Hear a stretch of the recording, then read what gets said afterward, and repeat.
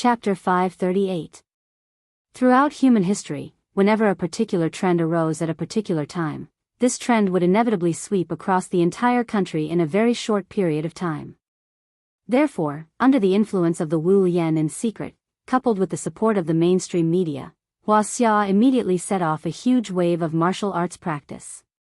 Under the banner of strengthening the body, retaining youth, and lightening the body, countless martial arts training classes sprung up like bamboo shoots after a spring rain and gradually replaced the extremely popular gyms from 2 years ago. Martial arts and dancing were different. It not only had the effect of exercising the body, but also had the effect of self-defense.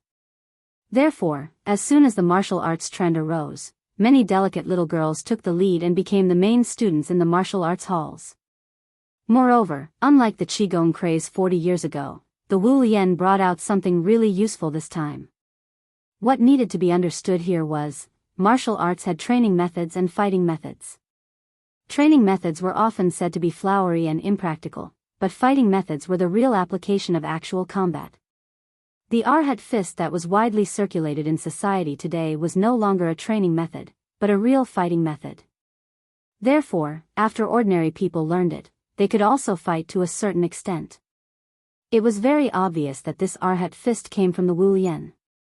As the public's recognition of martial arts increased, the Wu Yan once again stepped out from behind the scenes and became the Chinese Martial Arts Research Association that people now saw. Internally, the Wu Yan worked together with various levels of government to promote martial arts throughout the country. Externally, Huaxia's officials also specially introduced a trial law regarding martial artists, the provisional regulations of the Chinese Martial Arts Management Association. In the provisional regulations, fighting was still illegal, but if it was in a formal martial arts hall registered with the Industry and Commerce Bureau, it would be regarded as a legitimate martial arts competition. As long as it did not result in death or disability, it was not illegal. What kind of exaggerated promotion was this? It was almost equivalent to the chairman personally promoting martial arts. Therefore, after the trial law was released, countless speculators heard the news and moved in. In a short period of time, regardless of whether there were real martial artists in charge, martial arts training classes of all sizes vied to open and settle down, looking as if they would reproduce Yuan style. These days, children would always be led by their parents into various interest training classes.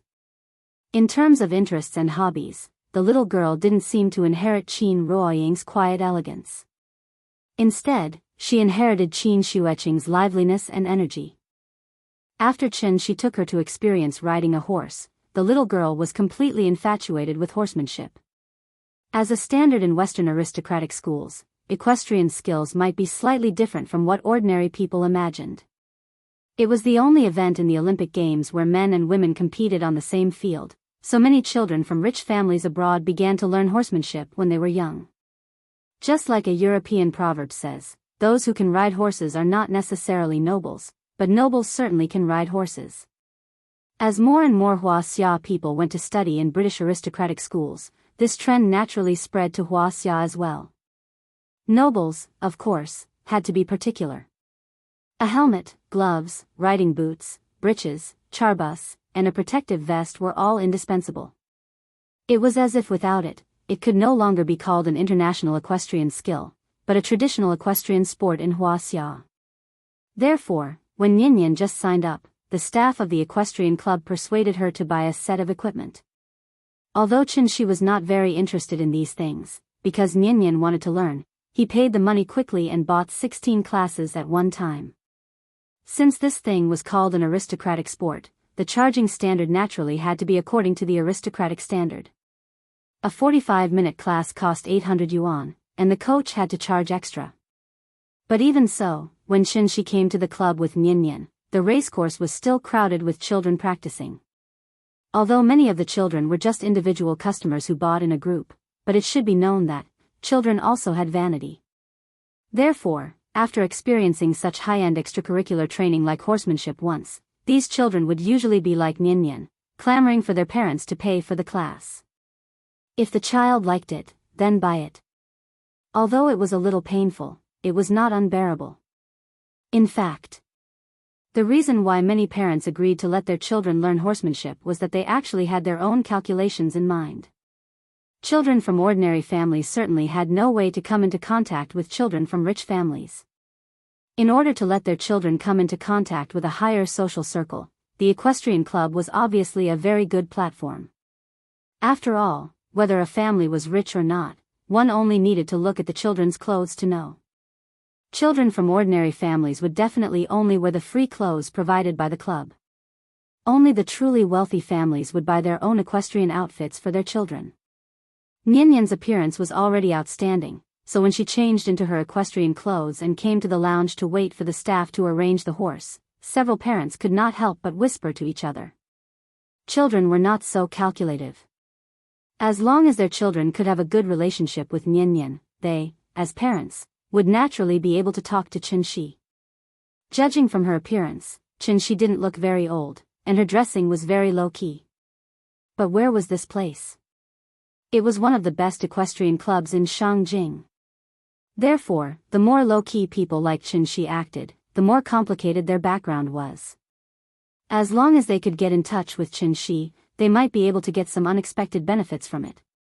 For example, they could take this opportunity to become Qinshi's agent and help Qinshi deal with some trivial matters that he could not personally deal with, or they could get some project approval from Qinshi that ordinary people could not get at all. In short, in the imagination of these parents, Qinshi had already become a powerful young master in Shangjing, and the kind that could get a redhead approval. Therefore, after a simple discussion, several parents from ordinary backgrounds told their children that they must find a chance to get close to Nyan later, and it would be best if they could directly become friends with her. As for how to build a social network and get to know and climb up to powerful people, there was no need to go into detail here. Qinshi heard the conversation of these parents, but he did not care at all. A misunderstanding was a misunderstanding. Since someone wanted to make Nyan happy for him, Great Supreme Chen could only raise his hands to express his welcome. As long as Nyan was happy, he, as a father, did not mind playing the role of a powerful young master. In the lounge, Qinshi was not so rich that he had to buy Nyan an exclusive horse, so the father and daughter could only wait for the club to arrange a horse. Nyan was an official member. Therefore, according to the usual practice, as long as Qinshi communicated with the club in advance, then the club should prepare a horse before they arrived. Today, for some reason, the father and daughter sat in the lounge and waited for a full 20 minutes before the club staff hurriedly came to inform Nyan that she could get on the horse. The horse today seemed to be of good pedigree. It was white all over and had a beautiful figure, without a trace of impurity. Nyan liked it very much at first sight, so she did not care whether she had ridden this horse before or not. Under the guidance of the coach, she rode the horse quickly for a few laps. Nyan seemed to be very talented in riding. After this period of training, she could even do obstacle training. Father, look at me. Am I awesome? After running a lap, the little girl sat on the back of the horse and laughed complacently. Her small body gave people a feeling of valiance and formidableness. For a moment, there was a bit of a left leading the yellow, right leading the blue, brocade hat and marten fur coat, thousands of riders rolling up the hill, chic and unrestrained heroism. Awesome, awesome. Nyan is the best. Qinshi laughed and cheered for her. The father and daughter seemed to be in a good mood. But at this moment, the staff just now ran to the coach in a panic, and then the two whispered something while looking up at Qinshi on the side. Chapter 539. In the open sky racecourse, the little girl was laughing proudly on the back of her horse. When the horse was running, the rider had to use the strength of his waist and legs to maintain his balance. Therefore, riding a horse was actually a very physically exhausting exercise. In addition, it was currently summer vacation, and the equestrian costume was very tight. Therefore, after one lap, the little girl's face was obviously covered in sweat. She was hot and tired, but she was still smiling from ear to ear. It was as if she had been injected with stimulants. The little girl was eager to try again. She seemed to want to do another lap. However, according to the club's regulations, the rider was not allowed to do obstacle training without the approval of the coach.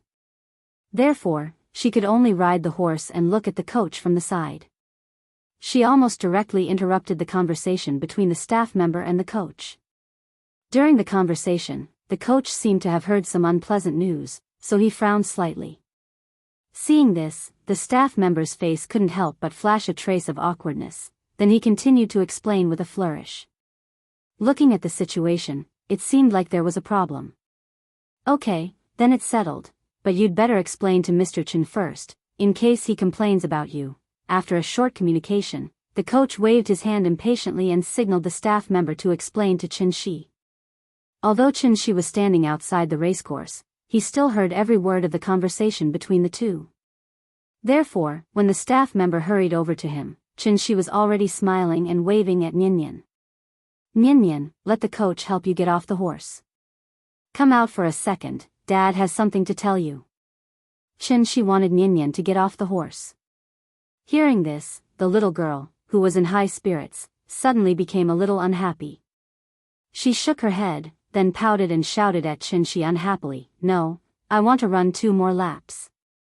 As she said this, Nian even clamped her legs together as a demonstration. Speaking of which, this little girl was almost 10 years old. In addition to acting cute and coquettishly, she more or less had some rebellious mentality, so she would not listen to and obey Chen Shi like she used to.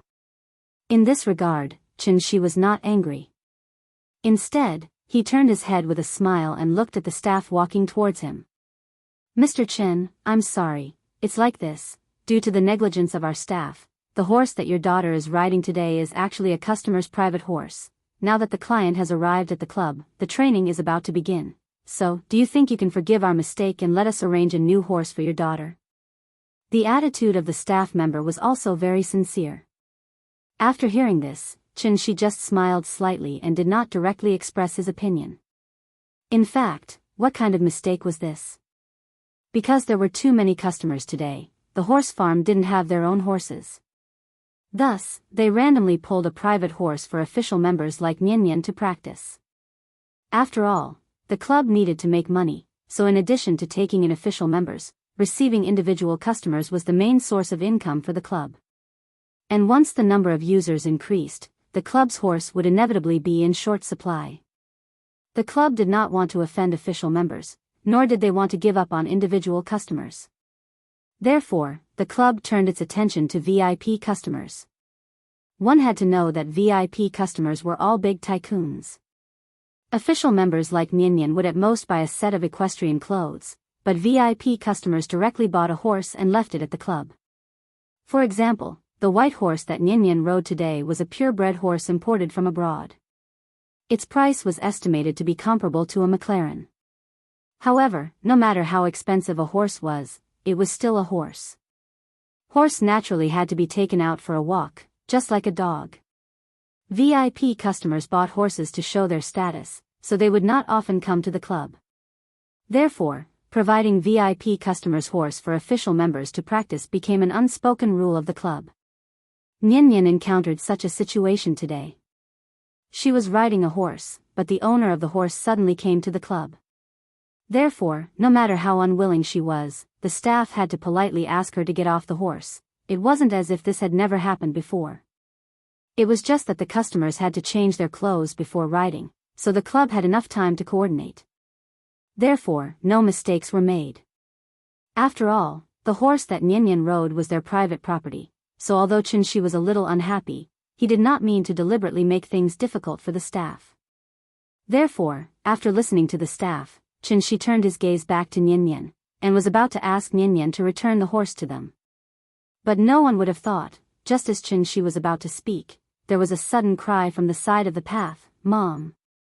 My horse! Someone is riding my horse!" The moment they heard this voice, not only did the staff's expression change, even Chen Shi could not help but frown. "Who are you? This is my horse. Who agreed to let you ride my horse? Come down quickly." After hearing this shout, Nian could not help but feel a little confused. She rode high on the horse and turned her head to look at the direction of the voice, only to find a little girl about her age standing at the railing of the racecourse, glaring at her. The girl seemed to be very angry. If it were not for the railing, she would have rushed over and forcefully pulled Nian off the horse. The sudden change of events caused Nyanyan's little brain to stop working. She sat on the horse in a daze, and before she could react, the coach beside her hurriedly came to her side and signaled for her to come down quickly. "I'm not coming down."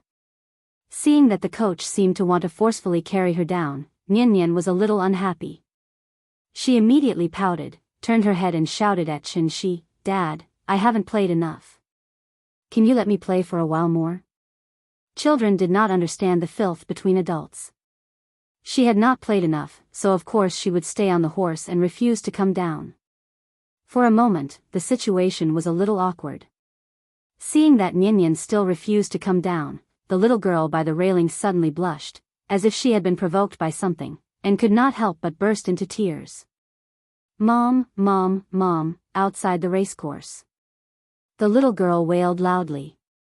Seeing her so pitiful and helpless, Chin-shi could not bear to see her like this.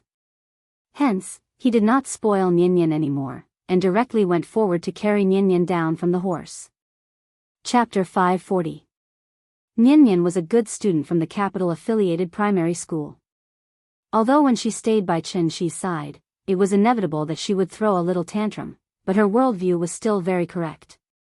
As a matter of fact, after seeing the girl suddenly cry, Nyanyan immediately stopped talking and sat silently on the horse's back.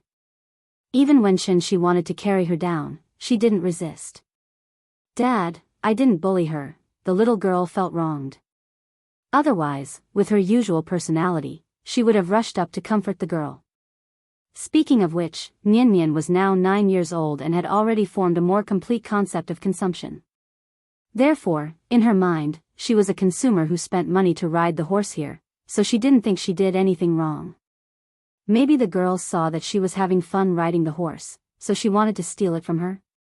After all, children like to steal other people's toys. Similar things happened to Wen-wen and Ming-ming too many times, so Nyanyan was already used to it. Nyanyan still didn't understand what was going on. Chin-shi comforted her in a low voice, then held her hand and stood aside, silently waiting for the other party's parents to come. The child was crying very loudly. It was not an exaggeration to say that she was wailing. Therefore, not long after she started crying, a well-dressed lady ran over from the other side of the path.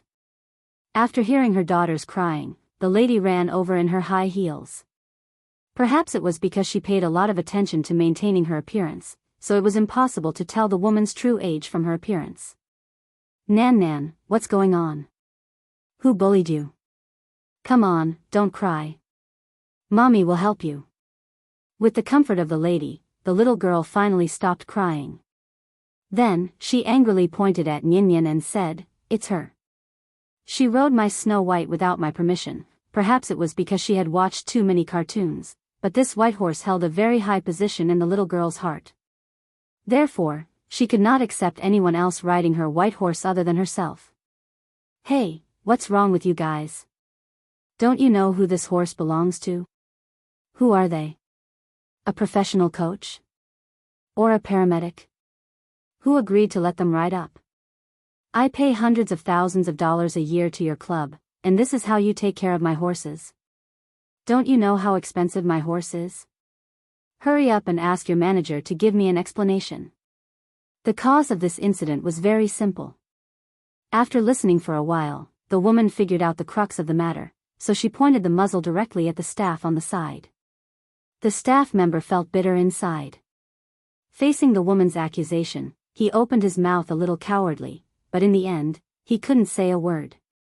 He could only stand there and take the scolding with his head down. In fact, this kind of mistake was not easy to make. This was because whenever the private horse of a big client arrived at the club, the staff would carefully observe it for a period of time. Only after confirming that these big clients rarely came to the racecourse would they list the horse as a spare tire. The horse had been in the club for more than half a year, but the owner had never ridden it. Today, they had pulled it out for Nyanyan to ride for a while, but they didn't expect that something would happen. As the owner of the horse, the little girl's age was about the same as Nyanyan's, so she could only come to the racecourse to practice during the holidays. She was a child, so naturally, she couldn't be like adults and pay attention to formalities. She wanted to see her horse as soon as possible, so after arriving at the club, she rushed directly to the racecourse, so that the staff didn't have time to mediate. "I'm sorry, Miss Zhuang, today's incident was caused by the mistakes of our staff. Please calm down first, don't be too agitated." After hearing the commotion outside, the manager hurried to the racecourse. The woman seemed to recognize him, so she immediately turned the muzzle and scolded the manager. One had to know that this lady in front of him was a big client of the club. Who could afford to offend her? Therefore, no matter how bad the woman's scolding was, the coach and staff just stood aside and didn't dare to say a word. The manager kept nodding in agreement, hoping that the woman would calm down. In fact, today's incident had nothing to do with Nian, it was all the club's fault. After listening for a while, Qinshi couldn't be bothered with the people in front of him. He looked down at Nian and asked, "Nian, do you still want to ride? If you want to ride, I'll get them to find you another horse, okay?" "Okay." Hearing this, Nian immediately nodded. Although her father didn't say it clearly, she roughly understood the situation and knew that she couldn't ride this white horse in front of her anymore. Therefore, the little girl reluctantly looked at the white horse next to her, then quickly walked out of the racecourse under Qinshi's lead. "Stop! Where are you going?" The woman was still angry at the club for using her horse without permission. Suddenly seeing that Qinshi and his daughter wanted to leave, the woman was instantly angry, so she directly stopped them. After hearing the woman's reprimand, Qinshi immediately stopped. He frowned and turned around to say something. The club manager directly blocked in front of him, then said to the woman with a smile, "Miss Zhuang, these two are also members of our club. Today's incident was mainly due to our mistake in the work arrangement. I hope you don't take it to heart. Why don't we do this? In order to compensate you for your loss, I can represent the club to give you a free maintenance and management package, plus a set of equestrian clothes." The manager's attitude was still correct, he took the initiative to ask the woman for compensation, and at the same time, he took all the responsibility. He only hoped that the woman wouldn't vent her anger on others.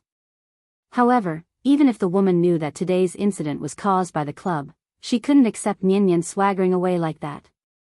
Didn't she see that her child was still crying? Therefore, if Nian didn't apologize, the woman would definitely not let her go easily. "Do you know how much this horse costs? What if it breaks? You pay for it?" No, she has to apologize to Nan today before she can leave.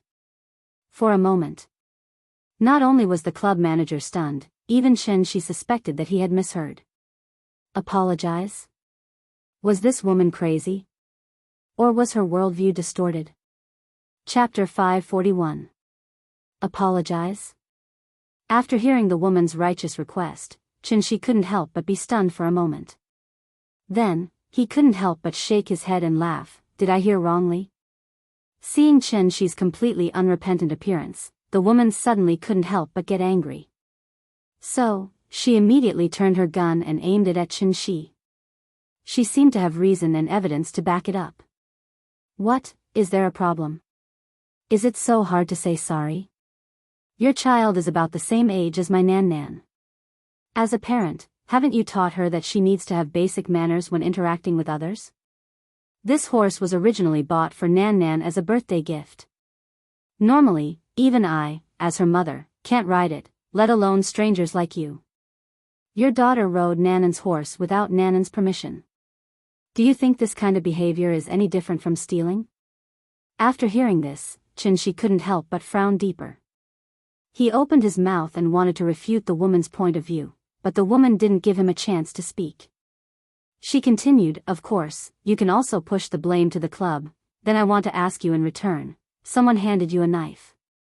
After you kill someone, can you push the blame to the person who handed you the knife? May I ask which law stipulates this?" After hearing the woman's words, Qinshi was suddenly angered by her and laughed. In this life, he could be considered to have lived for hundreds of years. He had come into contact with unreasonable people, but he had never seen someone who could be so unreasonable to this extent. Was this a crosstalk? If it weren't for the fact that the other party was a woman, Qinshi would have taken Nian and left. "What are you laughing at? Do you think I said something wrong? Also, I'm not a petty person. I don't have the leisure to argue with a child. I just hope that as a parent, you can understand that educating a child is not a very easy thing to do. There's a good saying, if you make a mistake, you have to admit it. If you are beaten, you have to stand upright. The reason why I want her to apologize to Nan Nan is to help your child establish a correct sense of right and wrong.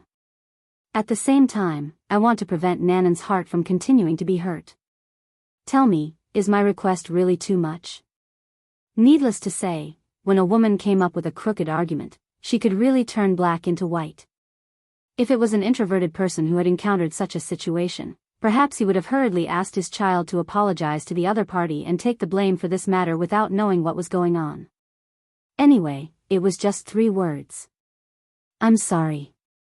What's the big deal? The woman felt that her request was not excessive at all. But it was a pity, Chen Shi and Nian Nian were not the kind of muddle-headed good guys. We choose to be kind, but that doesn't mean that we will condone fallacies. Outside the stable. After the woman expressed her opinion, she looked at Chen Shi and his daughter confidently. Nian Nian, do you think what Auntie said makes sense? Shouldn't we apologize to her? Chen Shi couldn't be bothered with this crazy woman in front of him, so he lowered his head and looked at the little girl next to him. As expected. As soon as Chen Shi finished speaking, Nian Nian quickly shook her head. Seeing this, Chen Shi couldn't help but nod in satisfaction. Then, he raised his head and looked at this crazy woman in front of him. Chen Shi originally wanted to take this opportunity to discuss the child's education with this woman. But what he didn't expect was, just as he was about to refute the woman, Nian Nian suddenly stood up and said to the woman very loudly, Auntie, you're secretly changing the concept. Hearing this, the woman couldn't help but be stunned. Chen Shi lowered his head and looked at the little girl with a surprised expression. Wasn't that right? Wasn't this woman secretly changing the concept? Auntie, I can promise you, if I really did something wrong, I will definitely apologize to my sister very sincerely. But, what happened today really has nothing to do with me. I didn't know that this horse belonged to my sister, so I listened to the coach's arrangement and rode it. This uncle just said that this was a mistake in the arrangement of work. If you want me to apologize just because my little sister is crying, then I will cry too. As she spoke, Nian Nian's voice couldn't help but lower. It was obvious that the woman's rude request had ruined her good mood, to the extent that she had become somewhat listless. Nian Nian, let's go. After Nian Nian's voice fell, without waiting for the woman to react, Chen Shi directly held Nian Nian's hand and turned to walk to the lounge. Chen Shi's patience had reached its limit. Since Nian Nian had said what he wanted to say, he didn't need to add anything else. As the saying goes, when a scholar meets a soldier, he can't reason clearly. Instead of continuing to be entangled with this crazy woman, it was better to leave when she was distracted, and save his ears some peace. Looking at the back of the father and daughter leaving, the woman's face was a little uncertain. Actually, if those words were said by Chen Shi, the woman might have 10,000 fallacies to say. But if it was Nian Nian who said it, for a moment, she really didn't know how to continue. Did she really have to argue with a child? So no matter how angry she was, the woman could only stand there sullenly, and she couldn't find a way to vent her anger. Seeing this, the club manager immediately moved in front of the woman, ready to mediate the situation. This farce seemed to be coming to an end. But at this moment, the little girl next to the woman burst into tears again. After all, not every child could be as reasonable as Nian Nian, so she couldn't accept this at all. They secretly rode on her horse, but they didn't even apologize. Once she thought of Nian Nian riding on the back of the horse, that valiant feeling instantly made the little girl feel uncomfortable from the bottom of her heart. It was like a fishbone in her throat. Don't think that children don't have schemes. At least at this moment, the little girl suddenly had a very firm thought in her heart, and that was, cry. She must cry until her mother made them apologize to her. Therefore, she immediately took on the posture of Meng Jiangnu, sat on the ground, and started bawling her eyes out. This time, the woman panicked. But no matter how she comforted her, the little girl didn't listen. Instead, she cried and kept repeating, "She rode on my horse, she rode on my horse." It was like Tang Sing chanted the golden hoop spell. Soon, the woman was completely overwhelmed by her daughter's crying. Seeing that Qin Shi and his daughter's figures were about to disappear at the end of the road, the woman seemed to have finally made a decision. She couldn't help but say to the little girl with a fierce expression, "Darling, don't cry first. Stand up first, mother will make the decision for you. She must apologize to you today." Then, the woman directly turned to look in the direction she came from, and shouted in that direction, "Ah Biao, stop them for me, don't let them go." Jiutian Divine Emperor. Chapter 542. Unlike other emerging industries, the moment the martial arts craze arose, it received all kinds of support from the government, both overt and covert. In just 2 short years, the martial arts club relied on the most basic functions of strengthening the body and retaining beauty to successfully replace the fitness industry. At the same time, it also indirectly squeezed out the survival space of the security industry. Now that the trend of practicing martial arts was becoming more and more intense, everyone knew a few practical moves, and social security naturally became a big problem on the table of all levels of government. As the saying goes, where there is a demand, there is a market. Since the market demand was so huge, many large martial arts clubs took advantage of the situation to launch private bodyguard services. At the same time, they also established a cooperative relationship with the Public Security Bureau to assist the police in handling cases in a way similar to the auxiliary police. The Ah Biao that the woman mentioned was the private bodyguard she hired from the Beijing Martial Arts Club some time ago. Since the rich were willing to buy a horse for their daughter to play with, why would they scrimp on security issues? Therefore, the moment the woman finished speaking, a burly man in a tang suit quickly walked toward Qin Shi and his daughter. Black suits were no longer popular nowadays. Tang suits and Han costumes were the current trend, and at the same time, it was also the standard for martial artists. This was because only martial artists who registered with the Wu Lian would wear a special Wu Lian symbol on their chest to confirm their identity as martial artists. Just like the police uniform, the Wu Lian symbol was absolutely not allowed to be impersonated. Therefore, as long as someone was wearing a tang suit with a Wu Lian symbol on his chest, that person must be a powerful martial artist, and the kind who could fight 100 people alone. "Sir, please wait." Ah Biao was burly and had dark skin. At first glance, one could tell that he was the kind of martial artist who often trained hard under the sun. Although he had tried his best to restrain himself, his fierce temperament still frightened the club manager next to him. "Miss Zhuang, this. The club manager wanted to stand up and smooth things over. But before he could finish speaking, the woman had already said coldly, "Don't worry, I am a person of status. How can I make things difficult for them for no reason? As long as they bow their heads and apologize to Nan, then I will pretend that today's incident never happened." My request. At this point, the woman suddenly paused. Then, she looked at the manager and asked, "It's not too much, right?" Hearing this, the manager could only squeeze out a bitter smile. He nodded with some difficulty and replied, "Not at all, not at all." It was obvious that this matter had completely become a matter of face. Women were rich. At the same time, he was also a person of status. Therefore, she could not accept how Qin Shi and his daughter treated her and her mother. Apologize. He had to apologize. If they didn't apologize, Qin Shi and his daughter wouldn't be leaving the club today. After hearing the woman's order, Ah Biao quickly caught up with Qin Shi and his daughter. He tried to ask Qin Shi to stop, but Qin Shi acted as if he didn't hear him. He continued to whisper to Ninian while swaggering into the lounge. The lounge was not far ahead. Seeing that Qin Shi and his daughter were about to enter the lounge, Ah Biao suddenly became anxious. After all, he couldn't forcibly kidnap Qin Shi and his daughter in front of the boss in front of so many people, could he? Once this kind of behavior was recorded and posted online, Wu Lian would definitely not let him off easily. Ah Biao was more or less depressed in his heart.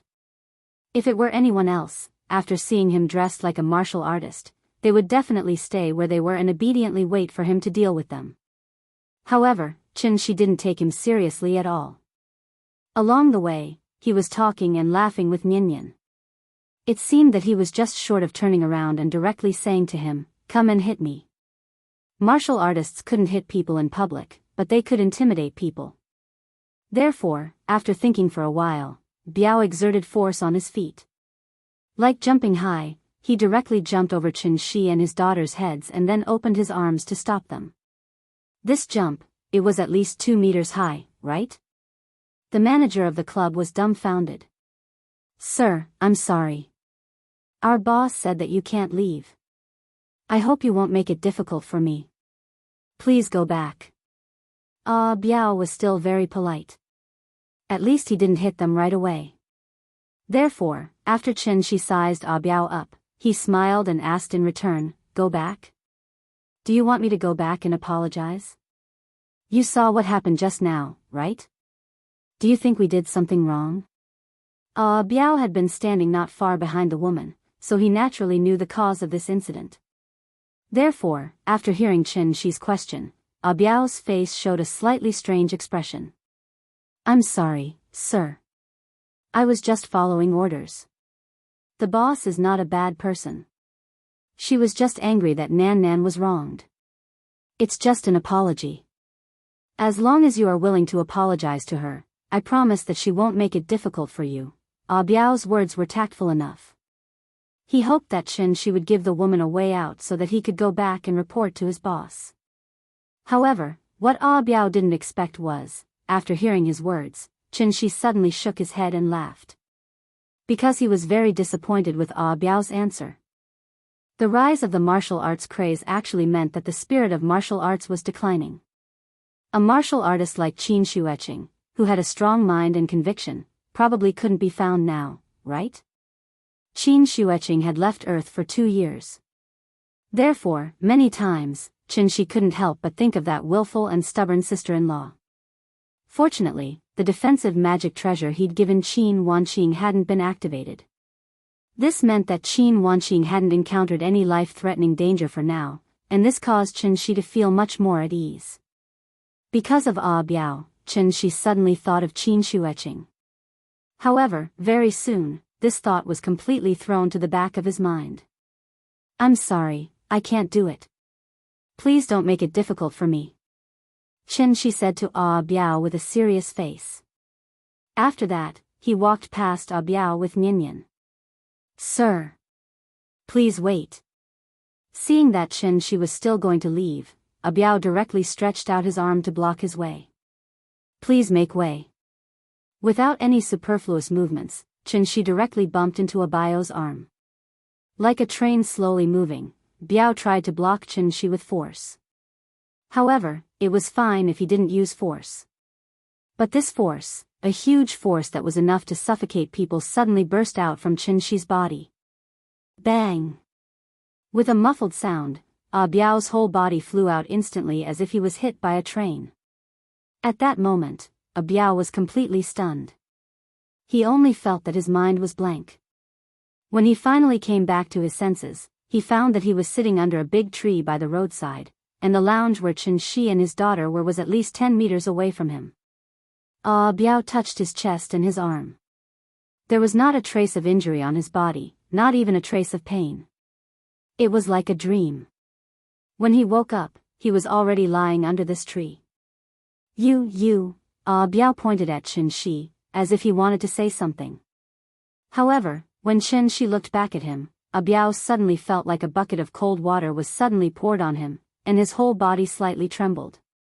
Well, I saw that some readers seem to have misunderstood. In fact, I'm not writing a face slap. I want to use this incident to indirectly tell you about the changes in Ninian in the past 2 years, and the changes in the whole society. In the end, it seems that I failed again. Chapter 543. With a flash of inspiration in his mind, Biao seemed to have suddenly thought of something. He couldn't help but widen his eyes slightly. He looked at Qin Shi in horror and asked, You are a necromancer? It was no wonder that Biao was so shocked. As an ancient inheritance passed down from ancient times, the necromancer inheritance was much more mysterious than the martial arts inheritance that rose later. Judging from the current situation in Huaxia, although the martial arts craze was fierce and had forcibly opened up a new era of martial arts practice, there were only a few strong people who could really practice transforming strength and even practice to the gang state. The reason was not that there was no martial arts genius among the 1.3 billion people in Huaxia, but it was because of the inherent flaw of the martial arts inheritance. After all, martial arts was only the product of the necromancer inheritance's decline. It could not be compared with the inheritance of the necromancer. Did you not see how many of the masters at the top of the heaven list had really entered the Tao through martial arts? They relied on their age, experience, and combined with the cultivation methods of the necromancer to cultivate both internal and external, thus stepping into the celestial being realm in one fell swoop.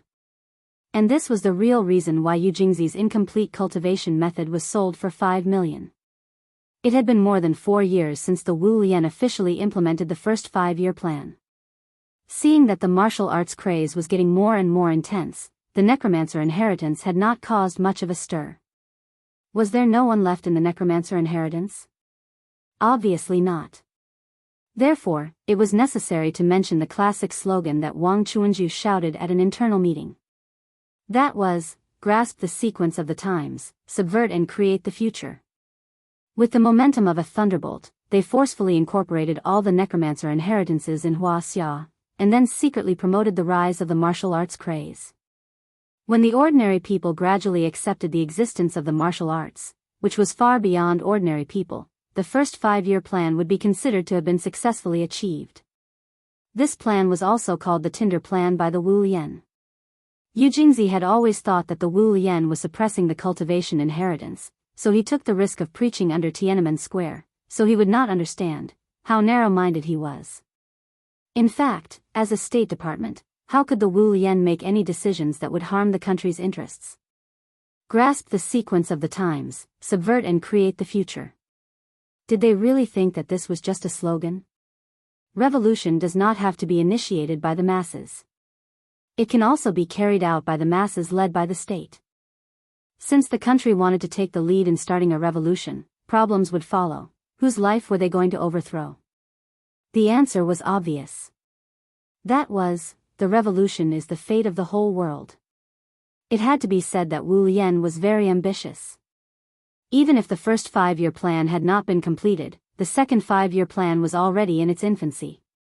The main goal of the second 5-year plan was to select the most talented martial artists and grant them the corresponding necromancer inheritance to ensure that these people would obey the Wu Lian in the future.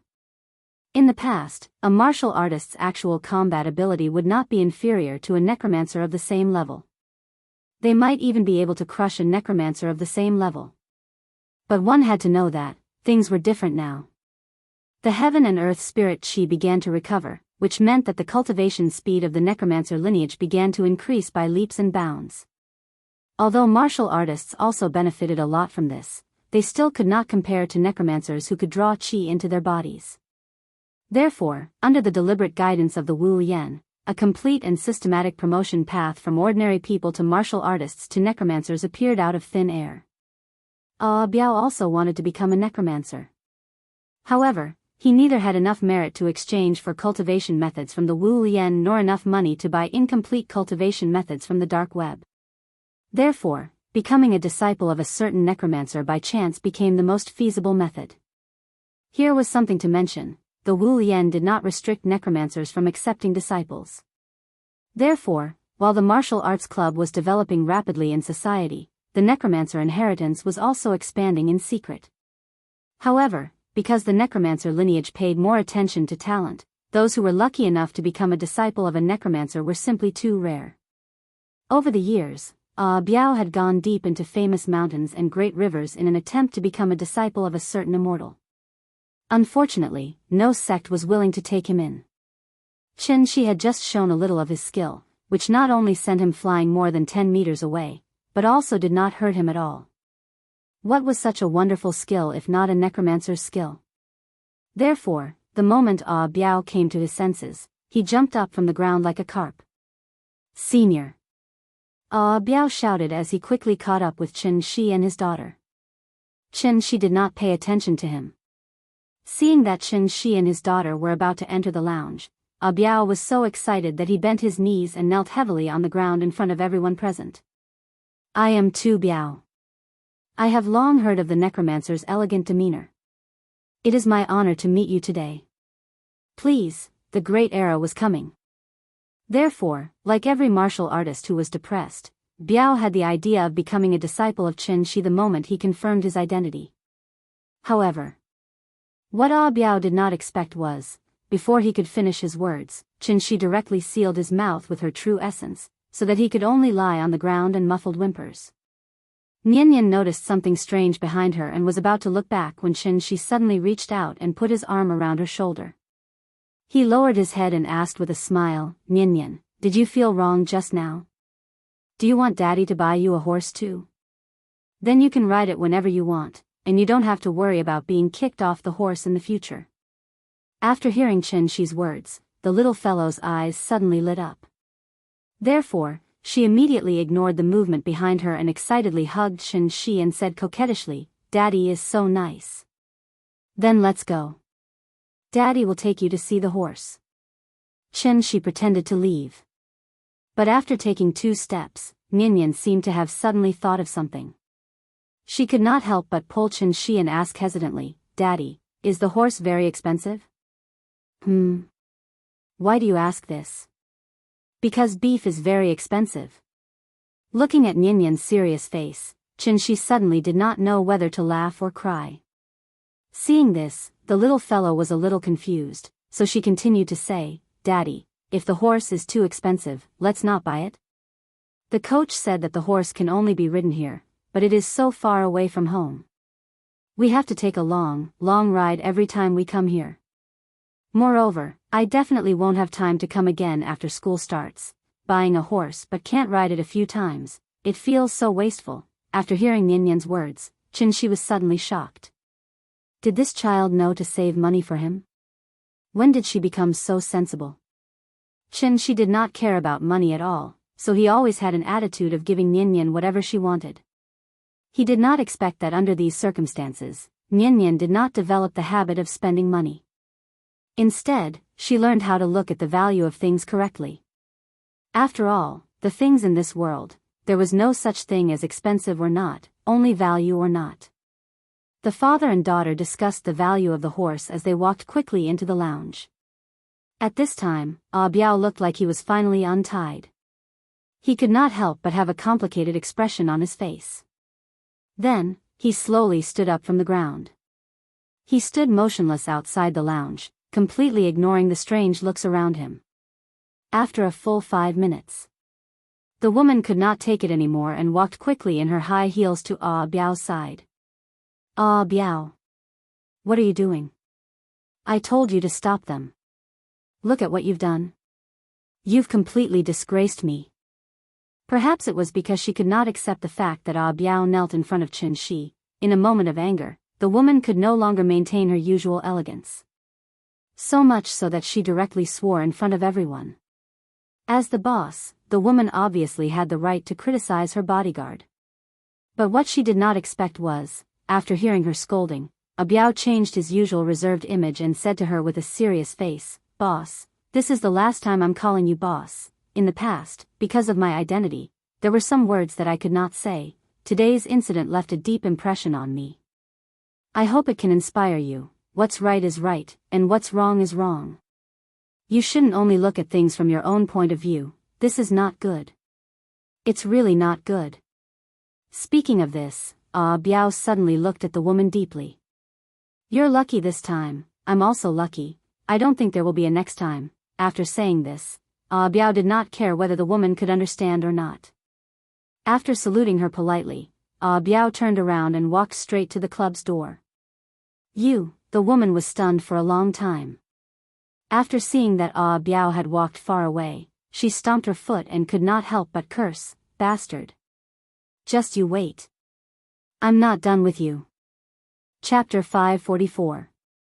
Perhaps because she didn't want to see that woman again, Nian sat in the lounge for a while before she took the initiative to go home. Her mood was a bit down, but it was understandable.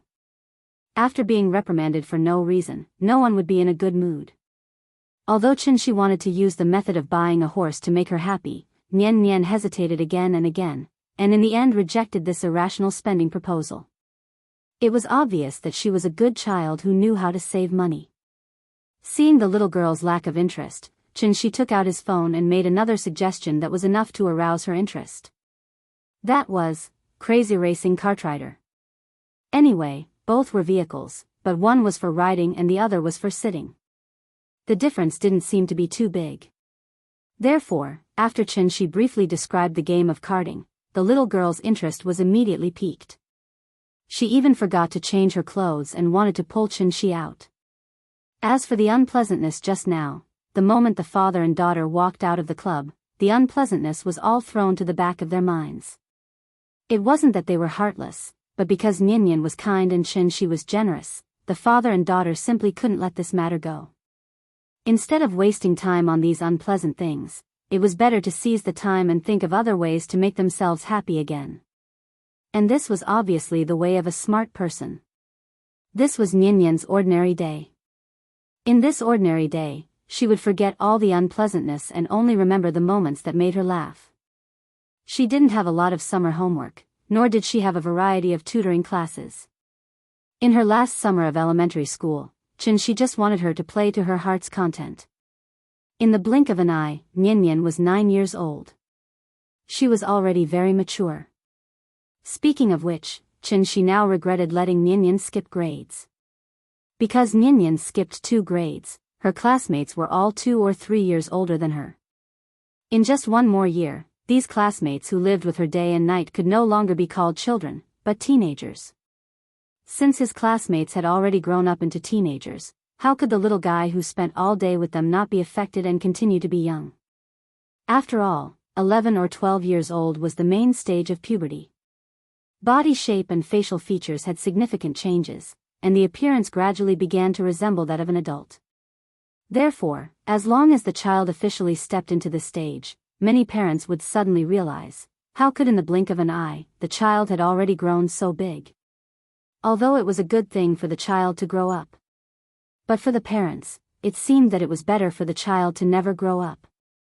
Because once the child grew up, the child may no longer be so affectionate to their parents, nor would they be as obedient as before. They had their own thoughts and learned to be rebellious and strong. Among them, the more extreme ones completely ignored family ties and turned to regard love as an existence more important than their own lives. As a result, the question of, if your mother and I fell into the water at the same time, who would you save first? Could actually become the so-called new era's problem. It was really sad and laughable. To be honest, as Nian grew older and older, Shi couldn't help but worry about personal gains and losses. He didn't want to interfere too much with Nian's life, but he was also worried that too much indulgence might lead the child astray. What's more, cultivation and raising children were different. One only needed to work hard to become an immortal. If raising children relied on hard work, the result might be counterproductive. For example, the Peking University matricide case that caused a sensation in the country some time ago, just thinking about it made one's scalp tingle. Of course, only the parties involved knew who was right and who was wrong. Shi couldn't care about others, so he could only do his best to create a complete and happy childhood for Nian before she grew up. Perhaps many years later, she would suddenly realize how precious these memories were. Because of the continuous recovery of the spirit energy of heaven and earth, the wheel of history quietly took a sharp turn in these seemingly ordinary days. On the surface, everything seemed calm, but in private, undercurrents were already surging. Earth was ushering in an unknown great change, but Shi was still obsessed with his great cause of raising children all day long. Unknowingly, more than 2 months of summer vacation had ended just like that. Nian ushered in her 6th grade life, which also meant that his sister-in-law had left Earth for more than 2 months. Perhaps it was because Qin Shuiqing had never left Earth so many times. Shi couldn't help but think of this willful and stubborn sister-in-law. A little rookie whose cultivation was only at the golden core stage actually dared to go to the Supreme Palace enclosure alone to cause trouble. It would be a lie to say that Shi wasn't worried at all. But the good thing was, the Dharma treasure that he had given to Qin Shuiqing to protect herself hadn't been activated, which meant that Qin Shuiqing hadn't encountered any life-threatening danger for the time being. This also made Shi feel a lot more at ease. As long as she was fine, it was fine. In fact, long before Qin Shuiqing set off, Shi had already given her a detailed extracurricular tutoring. He also used his true essence to simulate an image to show his sister-in-law everything he knew about the Supreme Palace enclosure. The scenery there was as beautiful as a painting. Without asking about spring and autumn, there was no winter or summer. 10 miles of peach blossoms were planted, wine was brewed and tea was brewed, and the clouds on the horizon were like rosy clouds. Of course, in addition to the beautiful scenery, there were also countless aristocratic families and cultivation inheritances there. This was a cultivation holy land comparable to heavenly spiral. In short, that place was very dangerous. In order to make his sister-in-law put away her strong personality, Qin even deliberately exaggerated the combined strength of the Jade Clear Grotto Heaven and the Xinyuan family. Qin was overthinking this. Qin Shueqing was very strong, but she wasn't stupid at all. Therefore, as soon as the Starcha flew out of the Haute Nebula, Qin Shueqing obediently listened to Qin Shi's instructions and immediately used her Dharma treasure to conceal her whereabouts. After that, Qin Shueqing flew straight to the Supreme Palace enclosure according to the coordinates that Qin Shi had provided. This was Qin Shueqing's first time at the Supreme Palace enclosure. Therefore, when she realized that the Supreme Palace enclosure in front of her was very different from the true essence projection that Qin Shi had provided, Qin Shueqing didn't choose to leave. Instead, she chose to continue flying toward this mysterious planet. Yes, the Supreme Palace enclosure had changed. It was no longer a floating continental plate in the universe. Instead, it had become a complete planet that was forcefully pieced together by 3 enclosures. After all, Qin Shi wasn't an immortal emperor. He, who was far away on Earth, had no idea what had happened at the Supreme Palace enclosure. Therefore, when Qin Shueqing found an area that matched the geographical features of Ning province according to the true essence projection that Qin Shi had provided, she drove the Starcha directly to the sky above Ning province where the Xinyuan family was located. Chapter 545. The current appearance of the Supreme Palace enclosure was indeed a little strange. Compared to the Supreme Palace enclosure in Qin Shi's impression, the current Supreme Palace enclosure was at least 3 or 4 times larger. Therefore, if Qin Shi was still here, he should be keenly aware that the uneven irregular sphere covered with a layer of grayish-white fog in front of him was the so-called 3 enclosures. Yuan pronounced Yuan. Homonym, San Yuan. Because of the rare phenomenon of the intersection of the 3 enclosures in 100 years, the Supreme Palace enclosure, Tianshi enclosure, and Ziwei enclosure were like 3 pieces of mud that were forcefully glued together by an unknown force. And it was precisely because of this that the 3 enclosures were not as round and natural as other planets in the universe. Instead, they looked a little strange and awkward. If one really had to describe it, it was like a deformed potato covered with white mold. The current appearance of the Supreme Palace enclosure was very different from the true essence projection that Qin Shi provided to Qin Shueqing before. However, after thinking for a while, Qin Shueqing did not choose to return to Earth for the time being. Instead, she continued to fly to this mysterious planet. On the one hand, it was because Qin Shueqing did not know the details. On the other hand, it was because she had other purposes for this trip. Capturing Cheng Hua was an excuse. Her real purpose was to gain experience. Since it was an experience, she should naturally have the courage to take risks and have the courage to fight. Therefore, even after Qin Shueqing noticed that something was wrong, she still did not turn back. In the end, her sister-in-law still came to the Supreme Palace enclosure. But what she never expected was, after she piloted Xing Cha and passed through the grayish-white fog on the surface of the planet, the first thing that came into view was not the scenic spot that Qin Shi described, but a dead land full of death and desolation. What happened to the picturesque scenery there? The former mountains, valleys, and blessed lands had now become deserts and canyons. It was as if a world war had just happened. The entire world was filled with a strong smell of blood. Suddenly, a gust of strong wind swept over, instantly lifting up a cloud of yellow sand and flying rocks that covered the sky.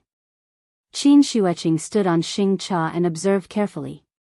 Only then did she discover that there were a few people fighting not far away. Moreover, both sides were very strong. They were far from what she could handle. Void Pierce, since your junior brother, Reverend Cave Spirit, has already subdued the sacred cult, why are you still bitterly holding on? How about this? I will count to 3. Everyone will stop. Then, you will obediently follow me back to meet the sect leader. Maybe the sect leader will be happy and confer you the title of Lord of Supremacy. There were 3 people confronting each other in the field. One of them was Reverend Chongshu, who had once met Qin Shi.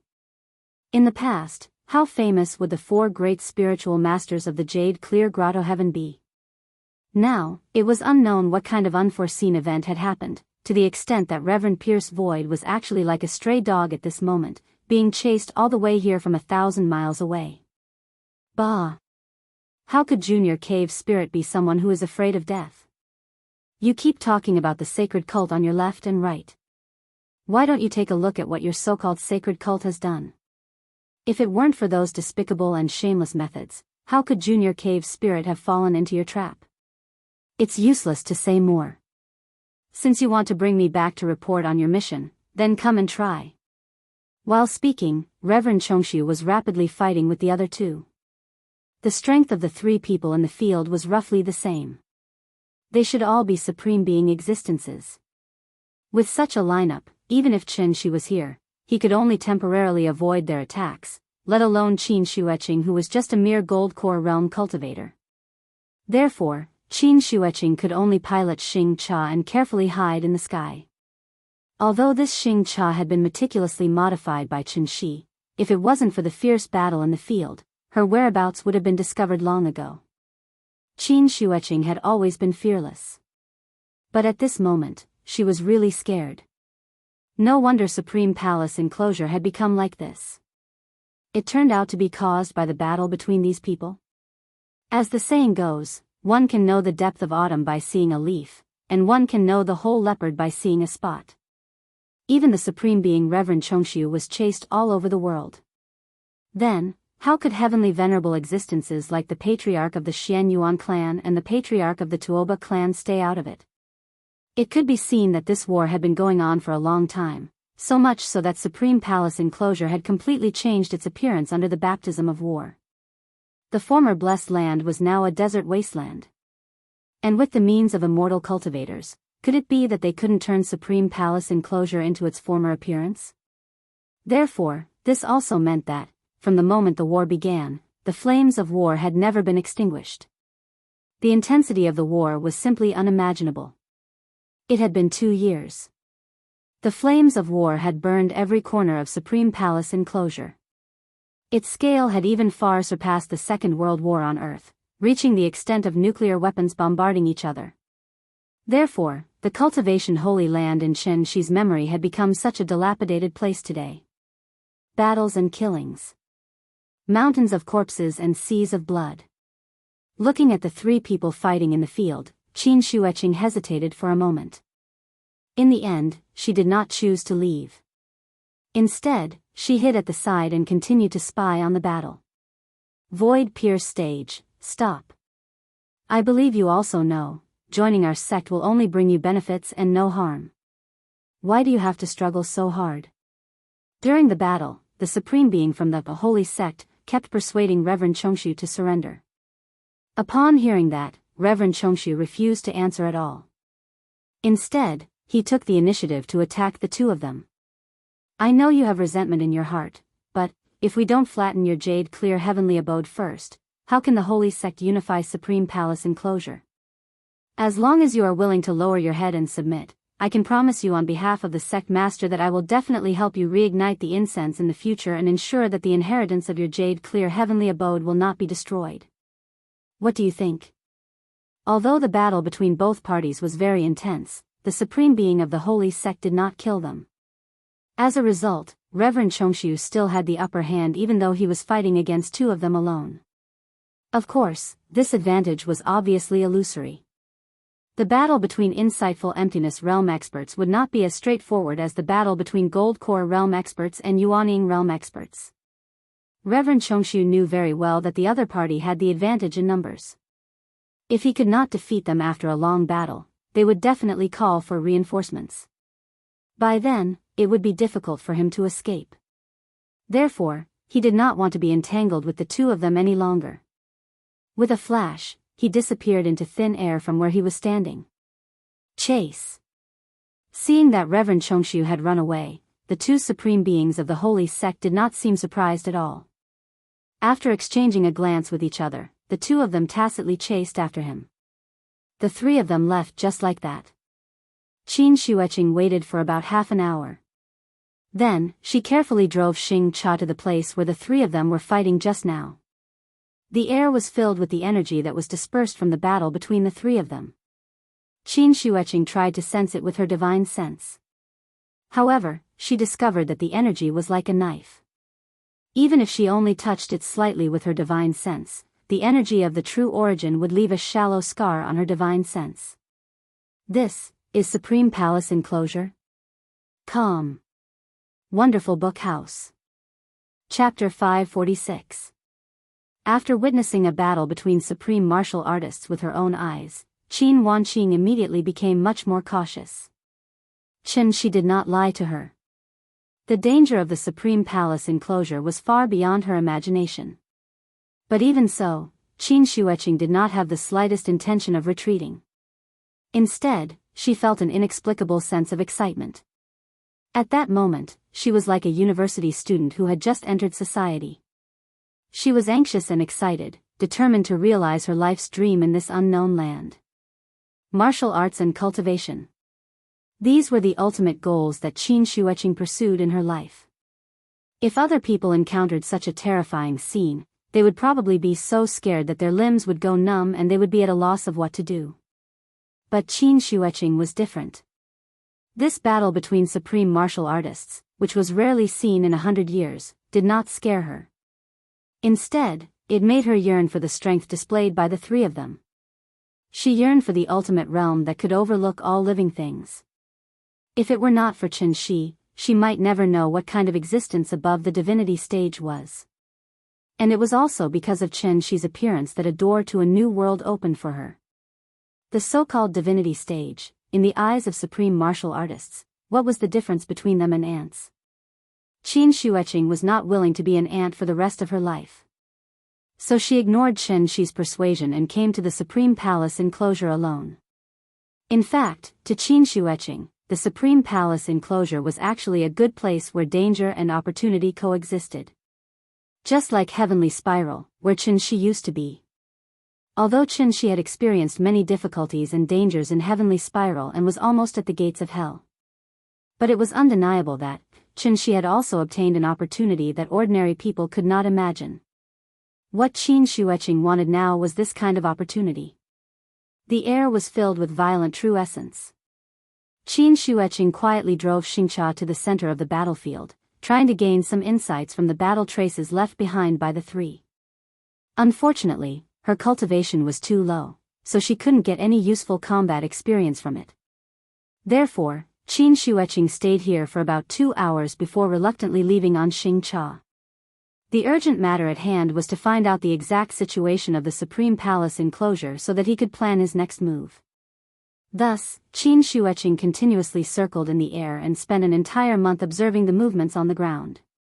It was during this time that Qin Shueching discovered a very strange phenomenon. The boundary of the Supreme Palace enclosure was filled with a strange grayish-white fog. Once she steered Xing Cha into it, the gray fog would instantly cover her vision. Even her spiritual sense would not be able to sense the things around her. Qin Shueching keenly sensed a trace of danger, so she decisively retreated. This time, she finally realized the seriousness of the problem. Qin Shueching didn't pay attention to the changes in the Supreme Palace enclosure before, but after discovering the strangeness of the gray fog, she began to face this problem seriously. Wasn't this gray fog the white mold she saw in space? Except for the area where the Supreme Palace enclosure was located, the sky above the Heavenly Market enclosure and the Purple Myrtle enclosure were covered with a thick layer of white mold. The current Supreme Palace enclosure, no, it should be called 3 enclosures. At this moment, 3 enclosures was like a deformed potato covered with white mold. It was very different from the true essence projection provided by Qin Shi. It was obvious. Something must have happened to the Supreme Palace enclosure, so it became like this today. As a member of the Wu Lian's secret service who had experienced hundreds of battles, Qin Shueqing certainly couldn't be as big-breasted and brainless as Qin Shi imagined. She just had a cold personality and had always been too lazy to talk too much nonsense with people. Therefore, after discovering the strangeness of the gray fog, Qin Shueqing immediately steered Xing Cha into space again and tried to enter the Heavenly Market enclosure and the Purple Myrtle enclosure from space. However, what Qin Shueqing didn't expect was that, no matter how hard she tried, as long as Xing Cha got close to the gray fog would instantly block her vision. There was clearly a gray fog above the Supreme Palace enclosure. But why didn't the gray fog above the Supreme Palace enclosure have any effect on her? Qin Shueqing thought seriously for a long time, but in the end, she couldn't figure out the reason. Obviously, the unknown represented danger. But she wasn't willing to back down like this. So after thinking about it, Qin Shueqing finally decided to find Cheng Hua and Yi Ji first, and then learn the reason from them. Therefore, Qin Shueqing temporarily put aside the doubts in her heart, turned to steer Xing Cha through the gray fog, and came to the Supreme Palace enclosure again. After more than a month of investigation, Qin Shueqing had already memorized the geographical features of the Supreme Palace enclosure, so she soon came to the northern part of Ningzhou. At this point, Qin Shueqing found another problem. Based on her first impression when she came to the Supreme Palace enclosure, the Supreme Palace enclosure should have experienced a protracted war, and the situation was very fierce. The scope of the war was so wide that it was simply shocking. But, after more than a month of observation, Qin Shueqing found that there were no forces fighting with each other except for the group of Taoist Master Void Pierce that she met when she first came to the Supreme Palace enclosure. The entire Supreme Palace enclosure seemed to be in the stage of post-war recuperation. Although her eyes were full of ruins after the war, there were no more rumbling explosions between heaven and earth. There were only large areas of ruins and a kind of indescribable silence. For example, the residents of the small village she just passed by were all cultivators, but the highest cultivation level among them should be around the foundation establishment stage. Because of the war, more than half of the buildings in the village unfortunately collapsed. What was slightly strange was that the villagers who were lucky enough to survive didn't immediately start the post-war reconstruction work. Instead, they all gathered in an open space in the center of the village. The villagers sat on the ground, surrounded by familiar faces, but no one opened their mouth to break the silence. The entire village seemed to be shrouded in a kind of emotion. The name of this emotion was despair. Qin Shueqing didn't rashly approach the village, because this kind of small place was sparsely populated, and the neighbors knew each other. It was obviously impossible for an outsider like her to smoothly blend in. Therefore, when she came to a gathering place with more people, Qin Shueqing carefully piloted Xingcha and descended from the sky. This was also the first time she set foot on the ground. As the saying goes, heroes emerge in troubled times. Now that the Supreme Palace enclosure was in the midst of a war, wasn't it a great opportunity for her to show her skills? Therefore, Qin Shueqing changed into a set of clothes that she stole from somewhere, and followed the continuous flow of people directly into this slightly dilapidated city. Didn't Cheng Hua and Yi Ji come from the three great aristocratic families? Presumably, she should be able to inquire about the two of them here, right? Qin Wanqing couldn't help but be optimistic. Calm. Wonderful book house. Calm. Chapter 547. Due to the different social structure, there was a big difference in the way of life between cultivators and ordinary people. The most obvious point was, most cultivators in the Supreme Palace enclosure didn't like to live in groups. It was also because of this that there were no large cities in the history of the Supreme Palace enclosure. At most, there were only some large family strongholds or markets. This situation was actually in line with the development of the population. After all, cultivation required the consumption of the spiritual energy of heaven and earth. Once people gathered together, the spiritual energy of heaven and earth would naturally not be enough to share. Therefore, except for some fledglings with lower cultivation, cultivators above the golden core stage would mostly stay away from the city and open up their own cave abodes in more remote places. Qin Shueqing entered a small city controlled by the Xian Yuan family. The original intention of the Xianyuan family to build this city was mainly to protect their bloodline and provide a relatively safe environment for the clan members with lower cultivation to grow. If it was in the past, there wouldn't be too many people in the city. Unfortunately, today was different from the past. As the three enclosures converged, the saint from the Z-Way enclosure suddenly appeared from the gray fog and attacked the jade clear grotto heaven. An unprecedented large-scale war began. The 9 prefectures of the Supreme Palace enclosure were attacked by the saint almost simultaneously. With Ning Prefecture as an example, the Xianyuan, Dongfang, and Tuoba families, who were known as the 3 major families of Ning Prefecture, naturally became the focus of the saint's attention.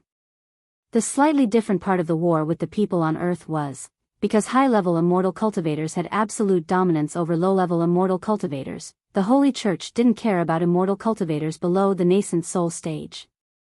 Instead, they focused all their attention on the 3 family heads and the elders of the various families. As long as the 3 family heads and elders were subdued, Ning Prefecture would naturally be under the saint's command. Therefore, adhering to the battle philosophy of capturing the leader first to capture the bandits, the saint's 12 kings automatically divided into 10 groups as soon as they walked out of the gray fog. The 3 strongest kings faced the 4 perfected masters of the jade clear grotto heaven, while the other 9 kings attacked the strongest forces that ruled the 9 prefectures respectively. The saint came to the Supreme Palace enclosure with the mentality of colonists. However, when the 4 sages heard that someone could actually pass through the gray fog and come directly from the purple myrtle enclosure to the Supreme Palace enclosure, not only were they not wary of this, they even stood from the perspective of the hosts and warmly entertained the 12 kings, which almost led to a disaster. At the wine table. All of a sudden, the 3 reverend kings attacked, severely wounding Reverend Cavern Spirit, the weakest of the 4 reverends.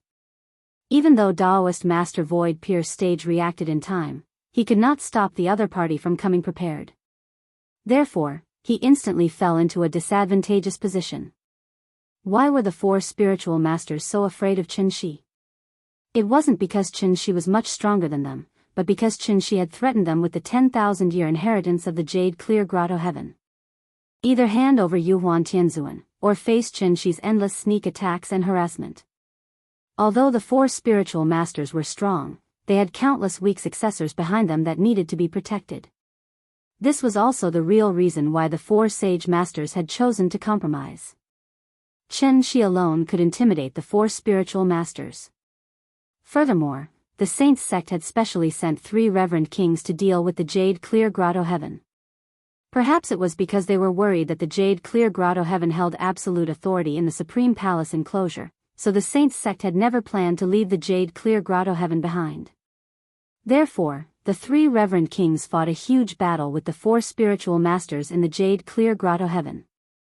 As a result, the 10,000-year inheritance of the Jade Clear Grotto Heaven was destroyed. The flames of war started and soon engulfed the 9 states of the Supreme Palace enclosure. During this period of more than 2 years, the drama of conquest and resistance continued to play out. However, the 12 reverend kings were all supreme being existences. Even if the major forces launched a counterattack under the leadership of the 4 spiritual masters in time, the result was futile. The flames of war burned more and more fiercely, and the major forces also suffered more and more losses.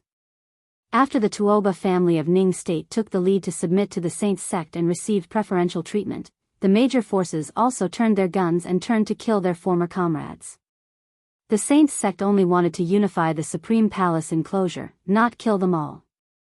Since that was the case, why couldn't they submit to the Saints sect? Anyway, weren't they under the control of the Jade Clear Grotto Heaven previously?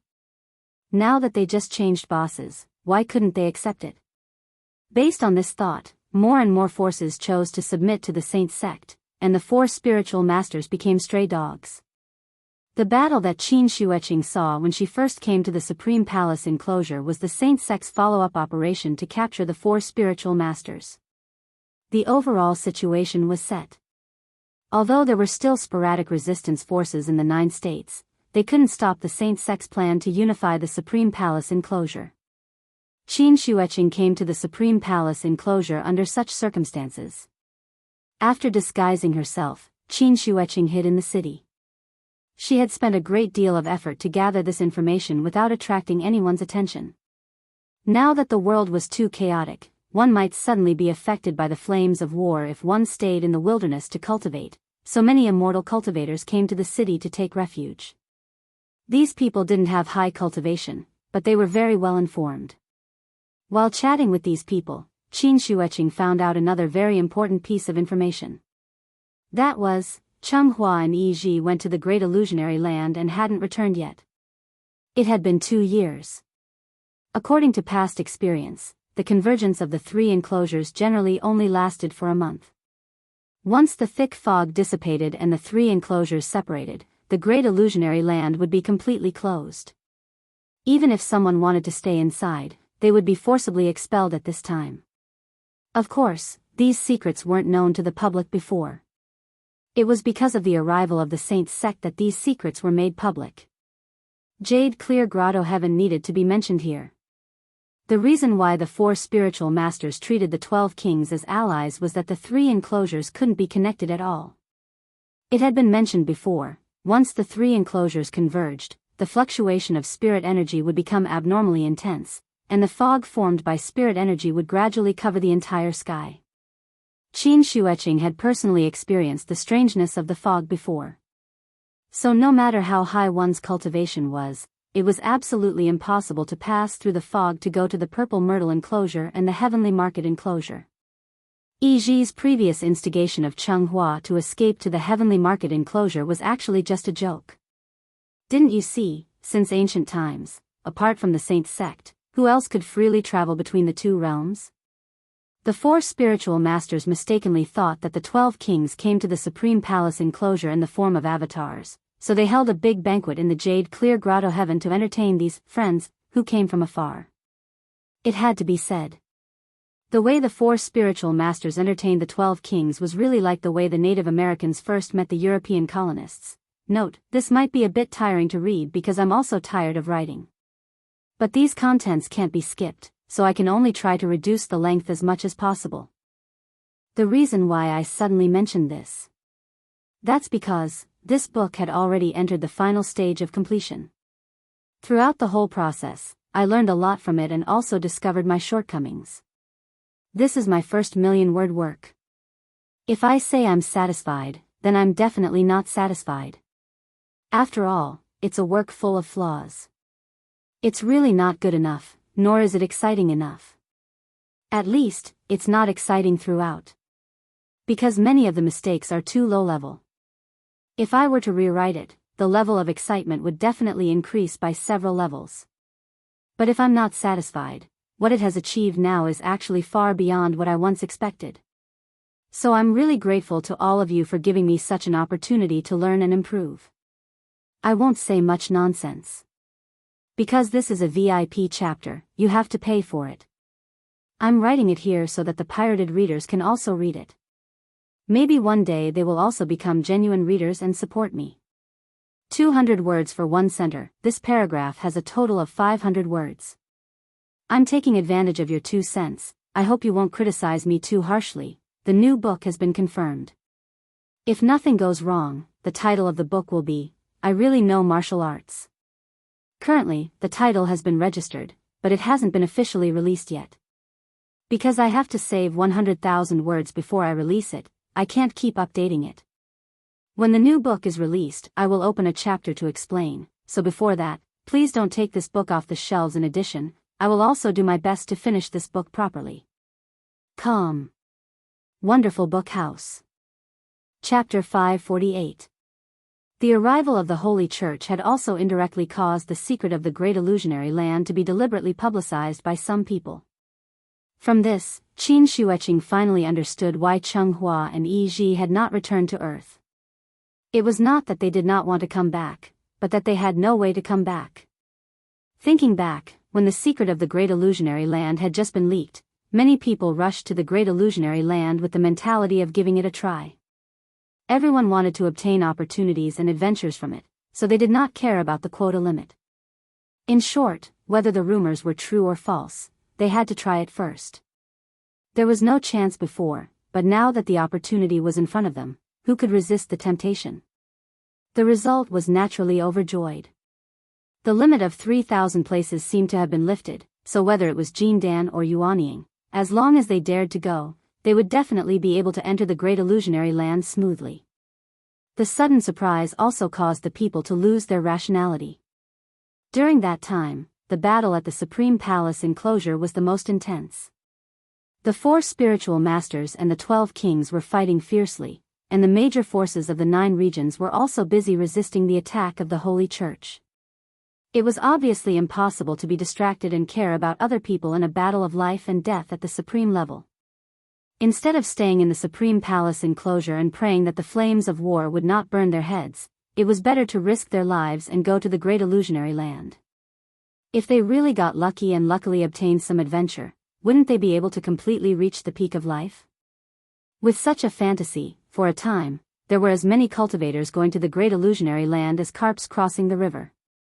But as more and more people entered the Great Illusionary Land, no one came back. People finally realized where the problem was. Could it be, this place could only be entered and not exited? After a series of suicidal repeated confirmations, the Great Illusionary Land had completely become a forbidden area in people's minds. As long as no one left alive, no one would dare to break in again. So according to the current situation, Qin Shueqing should never see Cheng Hua and Yi Ji again. Unless she personally made a trip to the Great Illusionary Realm, she wouldn't even be able to determine whether the 2 of them were dead or alive. And since she couldn't find Cheng Hua and Yi Ji, what reason did Qin Shueqing have to continue staying in this war-torn and turbulent Supreme Palace enclosure? At that moment, Qin Shueqing couldn't help but hesitate. She even had the urge to immediately return to Earth. But soon, Qin Shueqing's pursuit of martial arts calmed her down once again. If she wanted to concentrate on cultivating in seclusion, why would she bother to come all the way to the Supreme Palace enclosure? Wasn't the turbulent Supreme Palace enclosure a great stage for her to train herself? Therefore, after adjusting her mentality, Qin Shueqing temporarily settled down in the Supreme Palace enclosure. The Supreme Palace enclosure was a very big stage. Now, she was just a small behind-the-scenes worker. Therefore, Qin Shueqing couldn't help but look forward to the day when she would also step onto the stage. Since her sister-in-law had settled down in the Supreme Palace enclosure, let's talk about Nian first. Important things had to be said 3 times. Although Nian was only 9 years old now, she was already in the 6th grade. What did it mean to be in the 6th grade? The capital-affiliated primary school didn't have a middle school department, which meant that the children in the 6th grade could do whatever they wanted on campus. Moreover, on the first day of school, the homeroom teacher directly appointed Nian to be the class monitor of the 6th grade class 2. The teacher made this arrangement partly to take care of this little girl who had skipped 2 grades. On the other hand, it was entirely because of the good reputation she had built up in the capital-affiliated primary school over the years. Any teacher who had taught Nian would be full of praise for this smart, sensible, and clever child. Therefore, the homeroom teacher had a reason not to let Nian be the class monitor. Okay, Chen Nian will be our class monitor from now on. She skipped 2 grades in the past and is younger than all of you, so you must not bully her in the future. If I find out that anyone dares to bully her, I'm sure all of you know the consequences. The homeroom teacher of the 6th grade class 2 was a middle-aged man, so he wasn't as gentle as the other teachers. Instead, he pretended to be fierce and gave the class a warning. Remember this. In terms of life, Chen Nian is your little sister. But in terms of studies, you must learn from her.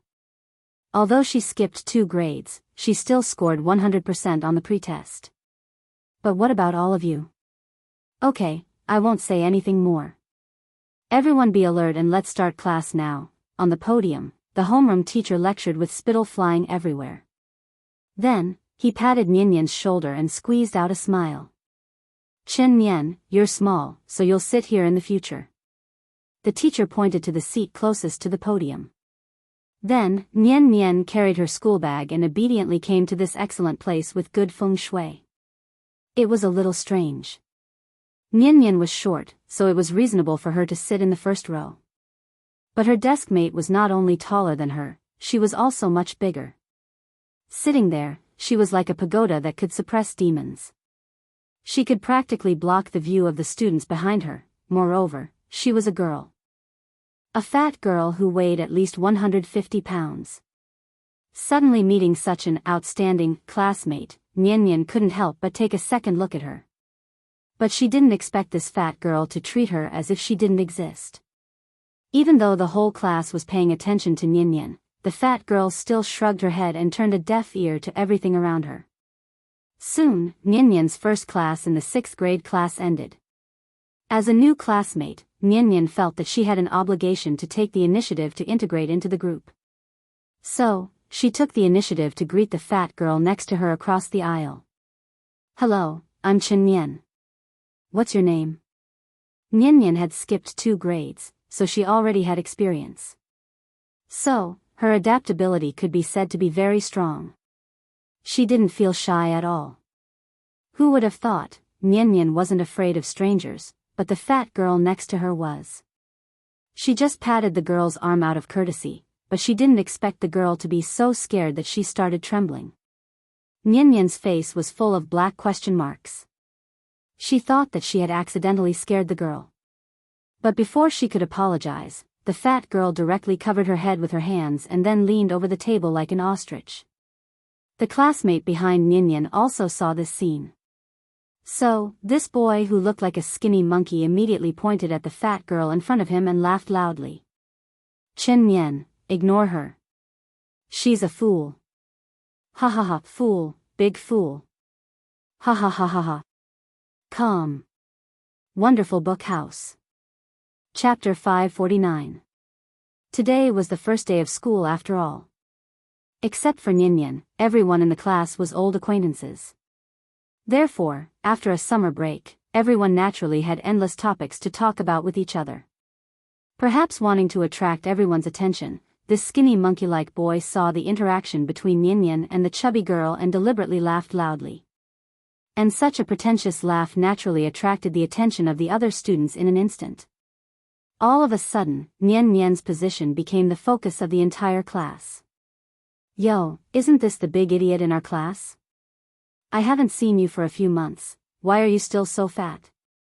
Didn't your mother tell you to lose weight?" Ha ha ha ha ha. Unlike Nian who skipped 2 grades, most children who studied to the 6th grade were concentrated at the age of 11 or 12, which was basically half a teenager. In addition, children nowadays were very precocious, so they naturally knew more than the children of Chen Shi's generation. Of course, being precocious didn't mean being sensible. It was precisely because of this that introverted children were more introverted, and extroverted children were more extroverted. When toys and cartoons were no longer their only pursuit, teasing and ridiculing their classmates became a way for them to relax. Put yourself in their shoes.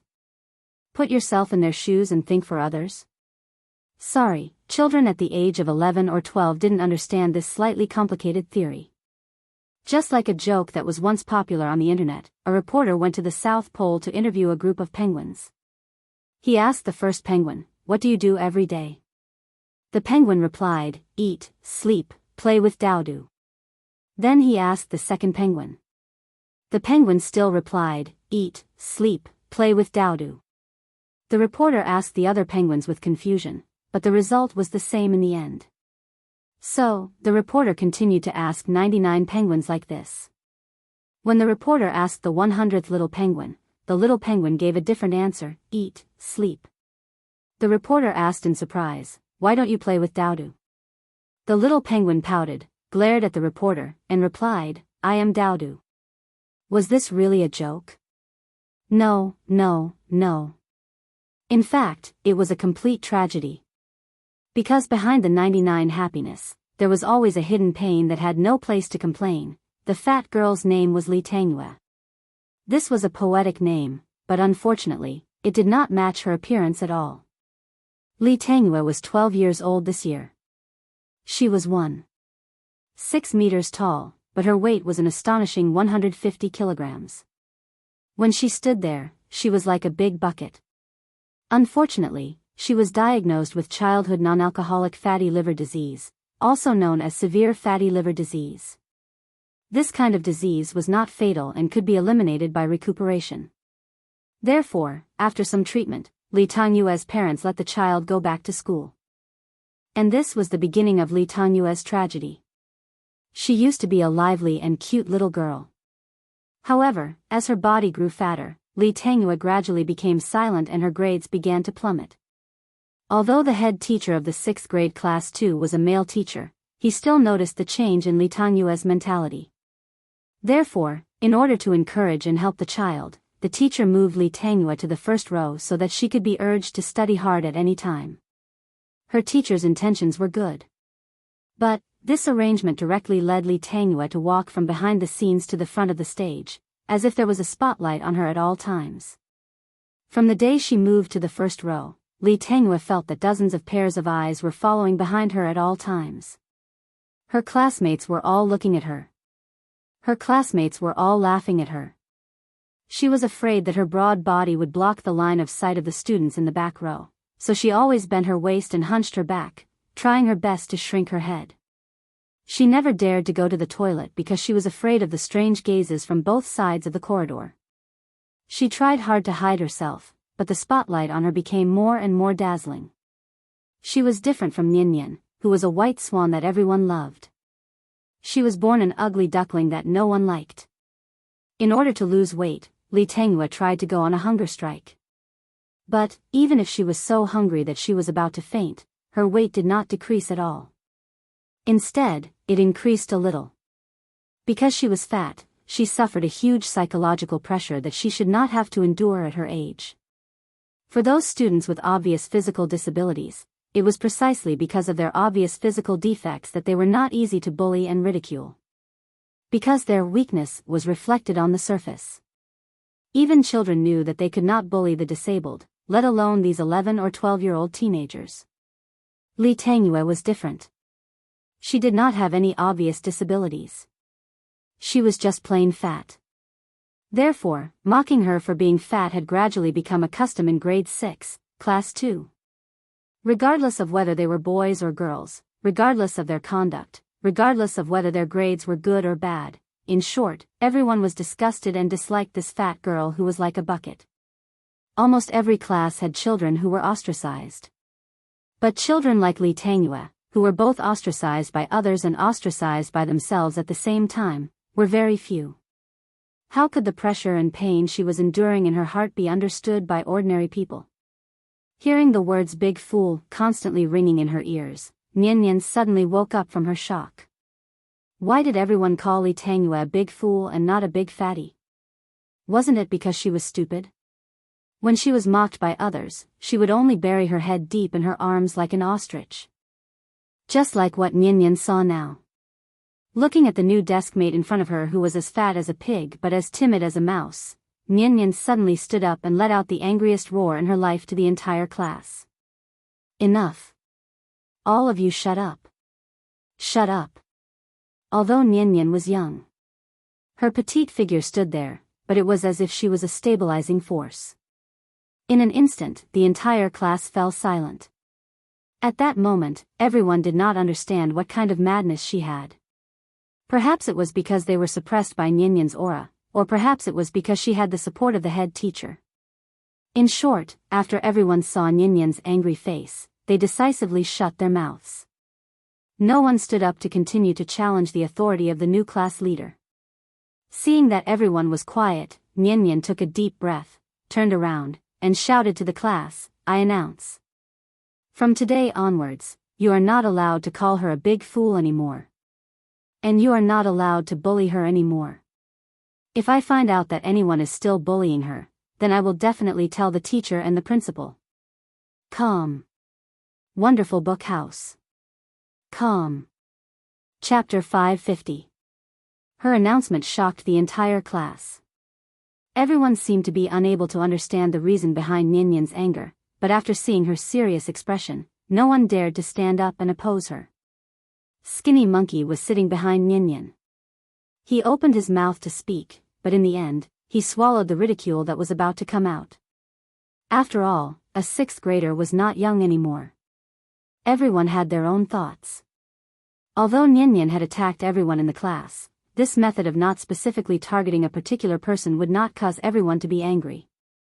Otherwise, it would be impossible for everyone to attack her. Nian had just joined the class, so everyone was still unsure of her personality, so it was impossible for them to get into a conflict with her over such a small matter.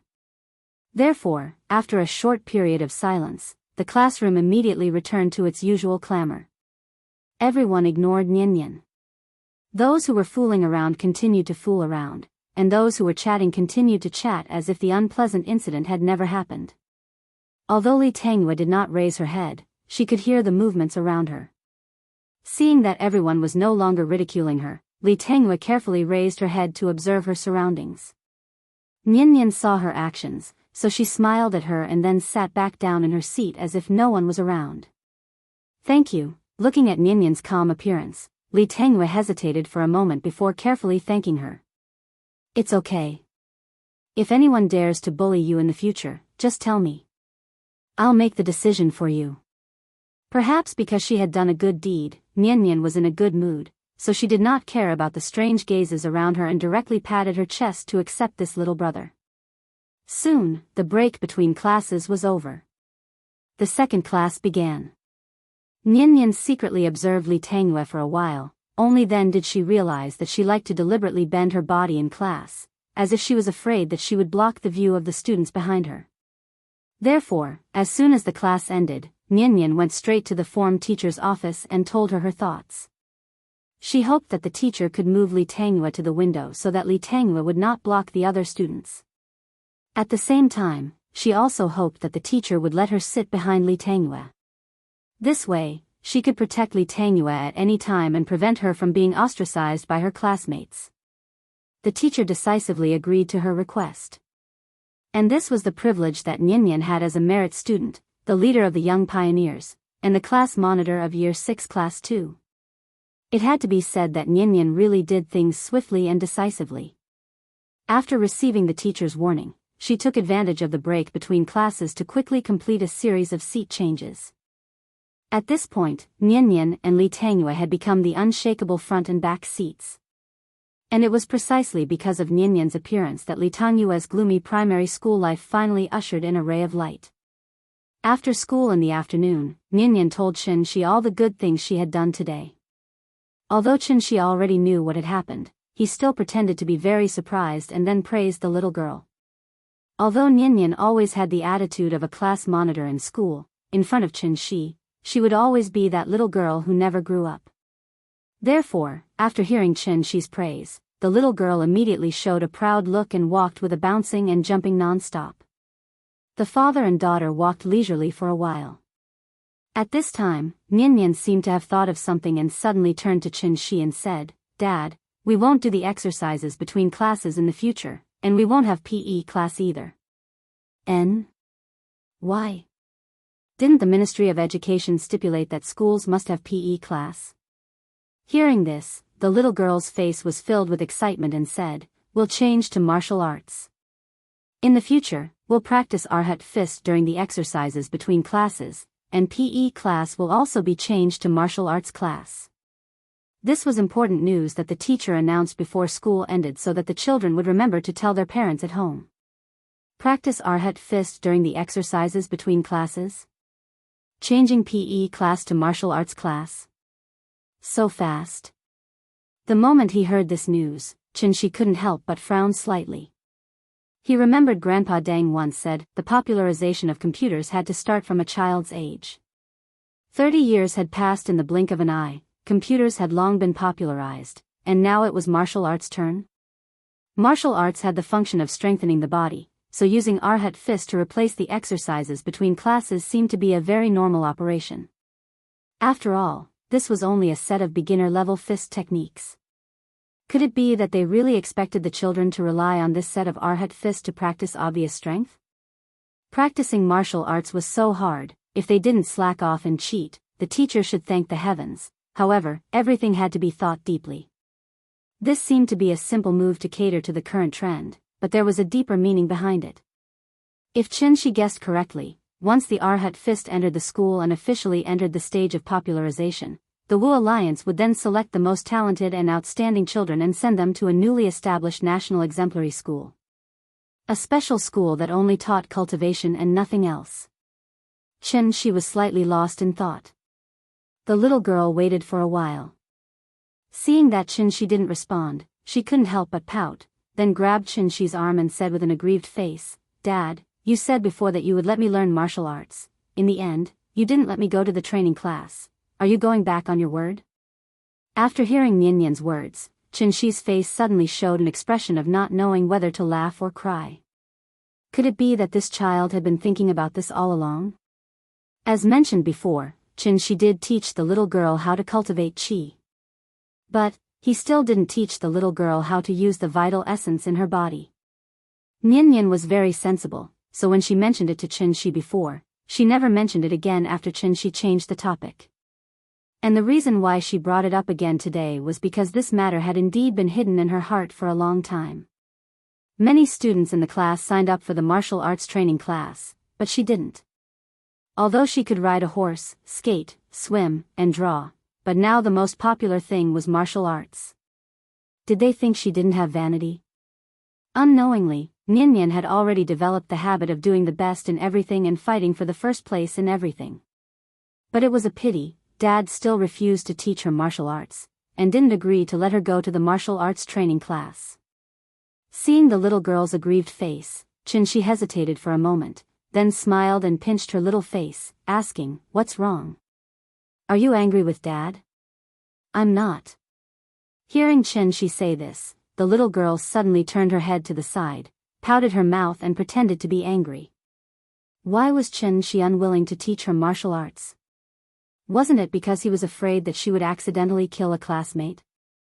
But thinking about it carefully, with Nyan's current intelligence, she shouldn't make such a low-level mistake, right? Thinking of this, She smiled and hugged her, then said with a gentle face, Okay, my precious baby, don't be angry, okay? Dad will teach you, okay?" Hearing She say this, Nyan's eyes suddenly lit up. Really? Of course, more real than real gold. Then I want to learn martial arts that are more powerful than the Arhat fist. Oh. Do you know what martial arts are more powerful than the Arhat fist? She smiled and asked in return. He didn't expect Nyan's next answer to not know whether to laugh or cry. Everyone says the 9-yang divine technique is powerful. I also want to learn the 9-yang divine technique. Dad, can you teach me the 9-yang divine technique? Chapter 551. 9-yang divine art? She didn't know whether to laugh or cry when he heard the little girl's words. Let's not talk about whether she knew the 9-yang divine art or not. Even if he followed the original text and forcefully derived a technique similar to the 9-yang divine art, this technique was obviously not something Nyan could practice. After all, how could a girl practice the 9-yang divine art? If she wanted to practice it, she should practice the 9-yin sutra. No wonder the little girl didn't forget Nyan's 9-yang divine art. With the rise of martial arts craze, wuxia dramas naturally regained their vitality. Classics such as the Condor Shooters trilogy and The Smiling, Proud Wanderer were replayed on TV over and over again every day. Although Nyan was a girl, didn't she often use the 18 dragon subduing palms and 9 solitary swords when she played with Wenwen and Mingming? When he saw his daughter foolishly shouting out the 18 dragon subduing palms, she didn't think much of it. He only thought that the child had grown up, so her interests and hobbies had changed. Now that he thought about it, she realized that he took it for granted. The reason was that the seed of cultivation had already been planted in the little girl's heart.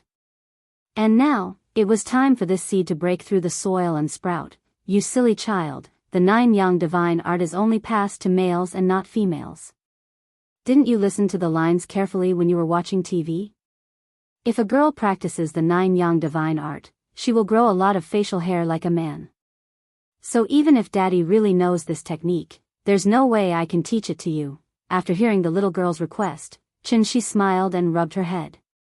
Hearing this, the little girl suddenly pouted with slight disappointment. I can't learn the 9-yang divine art. I'm so angry. Then I want to learn the muscle bone strengthening scripture. I don't know how. Wave-like subtle steps. I don't know how either. Star absorbing technique? Daddy, Then what do you know? In the end, the little girl's face was already full of unhappiness. Because in her heart, her father was an omnipotent Superman, but now he said that he couldn't do anything. Therefore, in Nyan's eyes, this was clearly Shi's excuse for not wanting to teach her martial arts. Just now, he had clearly said that he would teach her a martial art that was more powerful than the Arhat fist, but in the blink of an eye, he had started to change the topic and started to laugh. How could she be happy? Daddy is the most shameless. Thinking of this, Nyan no longer paid attention to Shi. Carrying her backpack, she angrily strode forward, clearly wanting to distance herself from Shi. Yo, who made our family's darling angry again? It was rare to see Nyan throw a tantrum. Although Shi found it funny, he didn't dare to continue teasing her. If he really made the child cry, then it would be his turn as the father to be put in an awkward position. Thinking of this, Shi immediately went forward, and directly carried the angry little guy in a princess carry, forcibly hugging him in her arms. Ah! Under the sudden attack, Nyan instinctively cried out. But very quickly, she quietly laid in Shi's arms, her head lowered, not saying a word. Seeing this, Shi tried to throw her into the air to scare her. Unexpectedly, this girl pouted and didn't react at all, as if she was sure that Shi wouldn't dare to let go of her. Looking at this, Nyan was really angry this time. Therefore, Shi immediately kept the smile on his face, and said to her sincerely, Nyan, don't be angry, come, Daddy will let you ride the horse, okay? No. Why not? Daddy is shameless. I don't like Daddy anymore. She carried Nyan and walked quickly on the sidewalk. The father and daughter bickered and whispered to each other as if there was no one around. It was obvious that Nyan was pretending to be angry. In fact, how could she bear to be angry with her father? It was said that a daughter was her father's lover in his previous life. When Shi saw the envious gazes of the passers-by, he suddenly realized he hadn't carried Nyan in a long time. Speaking of which, it was strange. He didn't know when it started, but Nyan didn't like to be carried by Shi as they walked. Perhaps it was because she had grown up, so she didn't want to be carried in her parents' arms all the time like when she was young. Okay, Daddy will sincerely apologize to you now. I said before that I would teach you martial arts, but I still haven't taught you after so long. It's all Daddy's fault, don't be angry with Daddy, okay? After Shi comforted her with kind words, Nyan finally stopped pouting. After hearing her snort, she used her big eyes to stare at Shi, as if hinting that Shi should show enough sincerity first, then she would consider whether to forgive this shameless daddy. 2 years ago, it was Qin Shueqing who fought for the right to choose for her. 2 years later, it was her who fought for the right to choose for herself. Okay, I won't tease you anymore. Since you want to learn so much, Daddy will teach you everything I know. However, cultivation has to be done step by step. How about this? Grandpa has a set of martial arts called Qin's Cloud Hands. Not only Aunt knows it, even Mommy knows it. Daddy will teach you this first, okay? Qin's Cloud Hands? Nyan lay in Shi's arms, wrinkling her nose as she repeated this word. Then, with a face full of suspicion, she asked, is Qin's Cloud Hands more powerful than Arhat Fist? Of course. Look at how powerful Aunt is. Doesn't she also practice this martial art? Okay, then I'll learn this. Let's go, Daddy will teach you this supreme martial art. Daddy believes, the day you complete your studies will be the day you become famous throughout the world. Time flew. Soon, another month had passed. During this time, Nyan spent the rest of her time diligently learning Qin's Cloud Hands, other than going to school as usual. This time, Shi took out something that could really fight. It was different from the Qi refinement method from before. Speaking of which, learning martial arts was really hard work, at least 10,000 times harder than quietly meditating and refining Qi. But the strange thing was, not only did Nyan not feel that it was hard, but she also enjoyed it every day. If it wasn't for the agreement between father and daughter that she couldn't secretly practice at school, she would have already mastered the entire set of Qin's Cloud Hands. Seeing Nian Nian working so hard, Shi was gratified, but he couldn't help but worry. In terms of cultivation, this child wasn't as free and undisciplined as him, nor was she as carefree as her mother. Instead, she was like Qin Shueqing, obsessed and fanatical. Could it be, Nian Nian would also be a martial arts maniac in the future? When he thought of Qin Shueqing's behavior that no man liked, there was only one thought left in Chen Shi's mind. Chapter 552. In this crisp autumn September, we welcome the autumn sunshine and the season of harvest, welcoming the cheerful and exciting school sports meet. Early in the morning, all the teachers and students of the school came to the sports field. Under the guidance of the teachers, some of the students arranged the venue, some of them tidied up their clothes, and some of them set up the sports equipment. Everyone was extremely busy, causing the originally quiet sports field to suddenly become lively. As the principal announced the start of the sports meet, the capital-affiliated primary school also officially ushered in the new autumn sports meet. Ah, look! The moment the passionate athletes' marching song sounded, one class after another lined up neatly and strode toward the rostrum. They were all wearing bright clothes with smiles on their faces. They were full of vitality as they strode with their heads held high. They exuded the unique vitality of youth. On this day, October 15th, the National Day holiday had just ended. A few days after the children returned to school, the school officially announced the date of the autumn sports meet. Was there going to be a sports meet again? For the children, the sports meet was as important as Children's Day. This also meant that the children, who had just finished the National Day holiday, could play freely for 3 days. How could the children not be excited? As a famous key primary school in the country, once the autumn sports meet was held, the TV station would immediately send reporters to interview the students. At the same time, the district leaders would also lead a team to participate in the opening ceremony of the sports meet. Although the reporters and district leaders only showed their faces and left, to the students of the school, being able to show their faces on TV was obviously a very glorious and important matter. So, how could they show their faces in front of the leaders? The simplest way was to be the host of the opening ceremony of the sports meet. In addition to taking on the role of announcing the opening ceremony, the host also had to stand on the rostrum and make a declaration of sportsmanship. Therefore, the popularity of this position was even higher than that of the captain of the young pioneers. Nian Nian was now the big sister of the 6th grade. Previously, due to her lack of qualifications, she had not been able to take on such a good job. Now that she finally had enough experience, the moment she took on this beautiful task, Nian Nian wrote a 1,500-word opening speech. Then, she read it in a cadence in front of all the teachers and students. She was not afraid at all. Because she knew, her father would definitely be on time in front of the TV and watch her shine on stage. I declare. This year's autumn sports meet of the capital-affiliated primary school, now, let's begin. Following Nian Nian's command, the field suddenly burst into an earth-shattering cheer. Seeing all the teachers and students in the school fall into a state of almost fanatical excitement, Nian Nian couldn't help but have a sweet smile on her face. She really liked this kind of lively feeling. Unfortunately, the announcer and host didn't have to participate in the competition, so she couldn't show off her skills on the stage. Although it was just a small primary school sports meet, under the arrangement of the teachers, this year's autumn sports meet was held decently. Regardless of whether it was the field competition, track competition, or fun competition, other than the more competitive individual events, the teachers did not forget to arrange a series of group competitions. This not only emphasized the sportsmanship of friendship first and competition second, but also allowed the children to understand what true unity was. The competition was in full swing.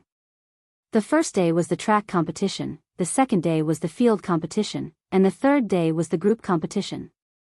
Although the group tug-of-war held at the end successfully pushed the atmosphere of the sports meet to the peak, this also meant that this year's autumn sports meet was about to come to a successful end. On the rostrum, Nian Nian took out the closing speech she had prepared and was about to announce the successful end of this year's autumn sports meet. However, the principal suddenly came to her side and directly grabbed the microphone from her hand. Hey, students, quiet down, I have something important to announce. Just now, I received a notice from the higher-ups. This year's autumn sports meet will add an additional competition event, so the end of the autumn sports meet will be postponed for 2 days. As for the competition content, I'll keep you guessing for now. I'll tell you tomorrow. Okay, that's it for today. Students, go home and have a good rest. Come back tomorrow to participate in the competition. Speaking of this, the principal suddenly paused and then continued with a serious face. Teachers of all grades and classes, gather at the big conference hall at 7:00 in the evening. I have something important to announce here. Following the principal's inexplicable speech, the autumn sports meet, which was supposed to end, was unexpectedly postponed for 2 days. They could play for 2 more days. While the children were happy, they were also intrigued by the additional competition content mentioned by the principal. Therefore, early the next morning, all the teachers and students of the school waited on the field as early as a few days ago. Everyone was eagerly waiting for the principal to officially unveil the mystery. What kind of competition was it? Why was it so mysterious? Okay, is everyone here? Now I announce, the first martial arts competition of the capital-affiliated primary school officially begins. Now, please introduce the rules of the competition to the students of each class. Registration will begin in half an hour. After hearing the words, martial arts competition, there was a sudden burst of exclamations on the field. Even before the teacher explained, many of the senior children had already reacted. Martial arts competition? Wasn't it just for them to fight? Was this also a competition? In fact, the reason why the principal did not publicly announce today's competition content yesterday was to prevent the children from going home and telling their parents, which would cause conflict among their parents. After all, a martial arts competition was not the same as a running race. Although the school had already prepared combat protective clothing, in this kind of close combat situation, even with protective clothing, the school could not guarantee that the children would not be injured. Therefore, the principal knew that parents would never agree to let their children participate in this kind of competition. But, the higher-ups asked him to take this opportunity to successfully hold a perfect martial arts competition, so as to set a new example for the country's primary and secondary schools. As long as the capital-affiliated primary school organized this martial arts competition beautifully, it would naturally be much easier for the Wu Lian to promote martial arts competitions to the whole country. The principal was caught in the middle and in a dilemma. In the end, he had to make such a decision to act first and report later. In short, just hold the competition first. Wasn't it just a martial arts competition? Have you watched a taekwondo competition? How could children have the strength to be injured wearing protective clothing? Anyway, as long as no children were injured, he would have a way to appease the angry parents. What? You said the family head was not satisfied with the school's arrangement? You want to complain to the Education Bureau? You are not satisfied no matter how I explain. If you are not satisfied, you can drop out. Chapter 553. Because it was the first time the school held a martial arts competition, the principal held an emergency discussion yesterday. The topic of the discussion was naturally the slightly different martial arts competition today. Since the school had no relevant experience in undertaking it, they would have to find their way to do it. Only by doing this beautifully and properly could the capital-affiliated elementary school live up to its title as the National Exemplary Elementary School and continue to set a new example for the nation's primary and secondary schools. There was no other way. Who asked the higher-ups to give such an important task to the capital-affiliated elementary school? The burden on their shoulders was indeed heavy. The principal felt that the task was heavy, but the teachers felt that the task was a little hot. After all, this was not a track and field competition. Although martial arts had been particularly popular in the past 2 years and most of the children in the class had signed up for the martial arts training class, the teachers were still a little uncertain if they really wanted to compete. Even if the child succeeded in winning the first place, after the parents received the news, they might immediately chase to the school and then make a fuss about it and insist that the teacher give an explanation. Why should my child participate in such a dangerous competition? What if the child is injured? A martial arts competition? Isn't it just a fight? Which school encourages children to fight? Ordinary teachers at most received a fixed salary. How would they dare to easily offend the parents? Therefore, when the principal announced the official start of the martial arts competition, the teachers of each class carefully explained the content discussed in yesterday's meeting to the children. During this time, the teachers even explicitly and implicitly emphasized that no one was forced to participate in this martial arts competition. Everything was voluntary. Even if no one in the class signed up for the competition, the teachers would not feel embarrassed at all. Instead, they would be secretly happy. No one participated, which meant that no one would be injured. It saved them a lot of trouble and worry.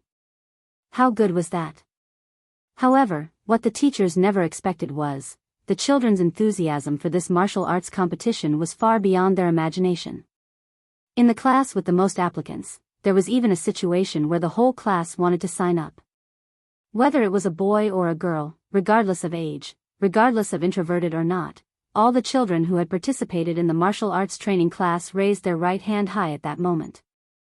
Even the little girl, who had always been well-behaved and clever, after hearing the teacher ask, "If you want to sign up, please raise your hand," she actually raised her little hand at the first moment. The teacher was stunned. Why was it so different from what they imagined? Were the children nowadays so violent? Were they not afraid of being beaten at all? Chen Nian, put your hand down. The martial arts competition is held between people of the same grade. Look at that small body of yours, who can you beat on the stage? You're not allowed to participate. It's settled then. Alright, a class can only have a maximum of 5 participants.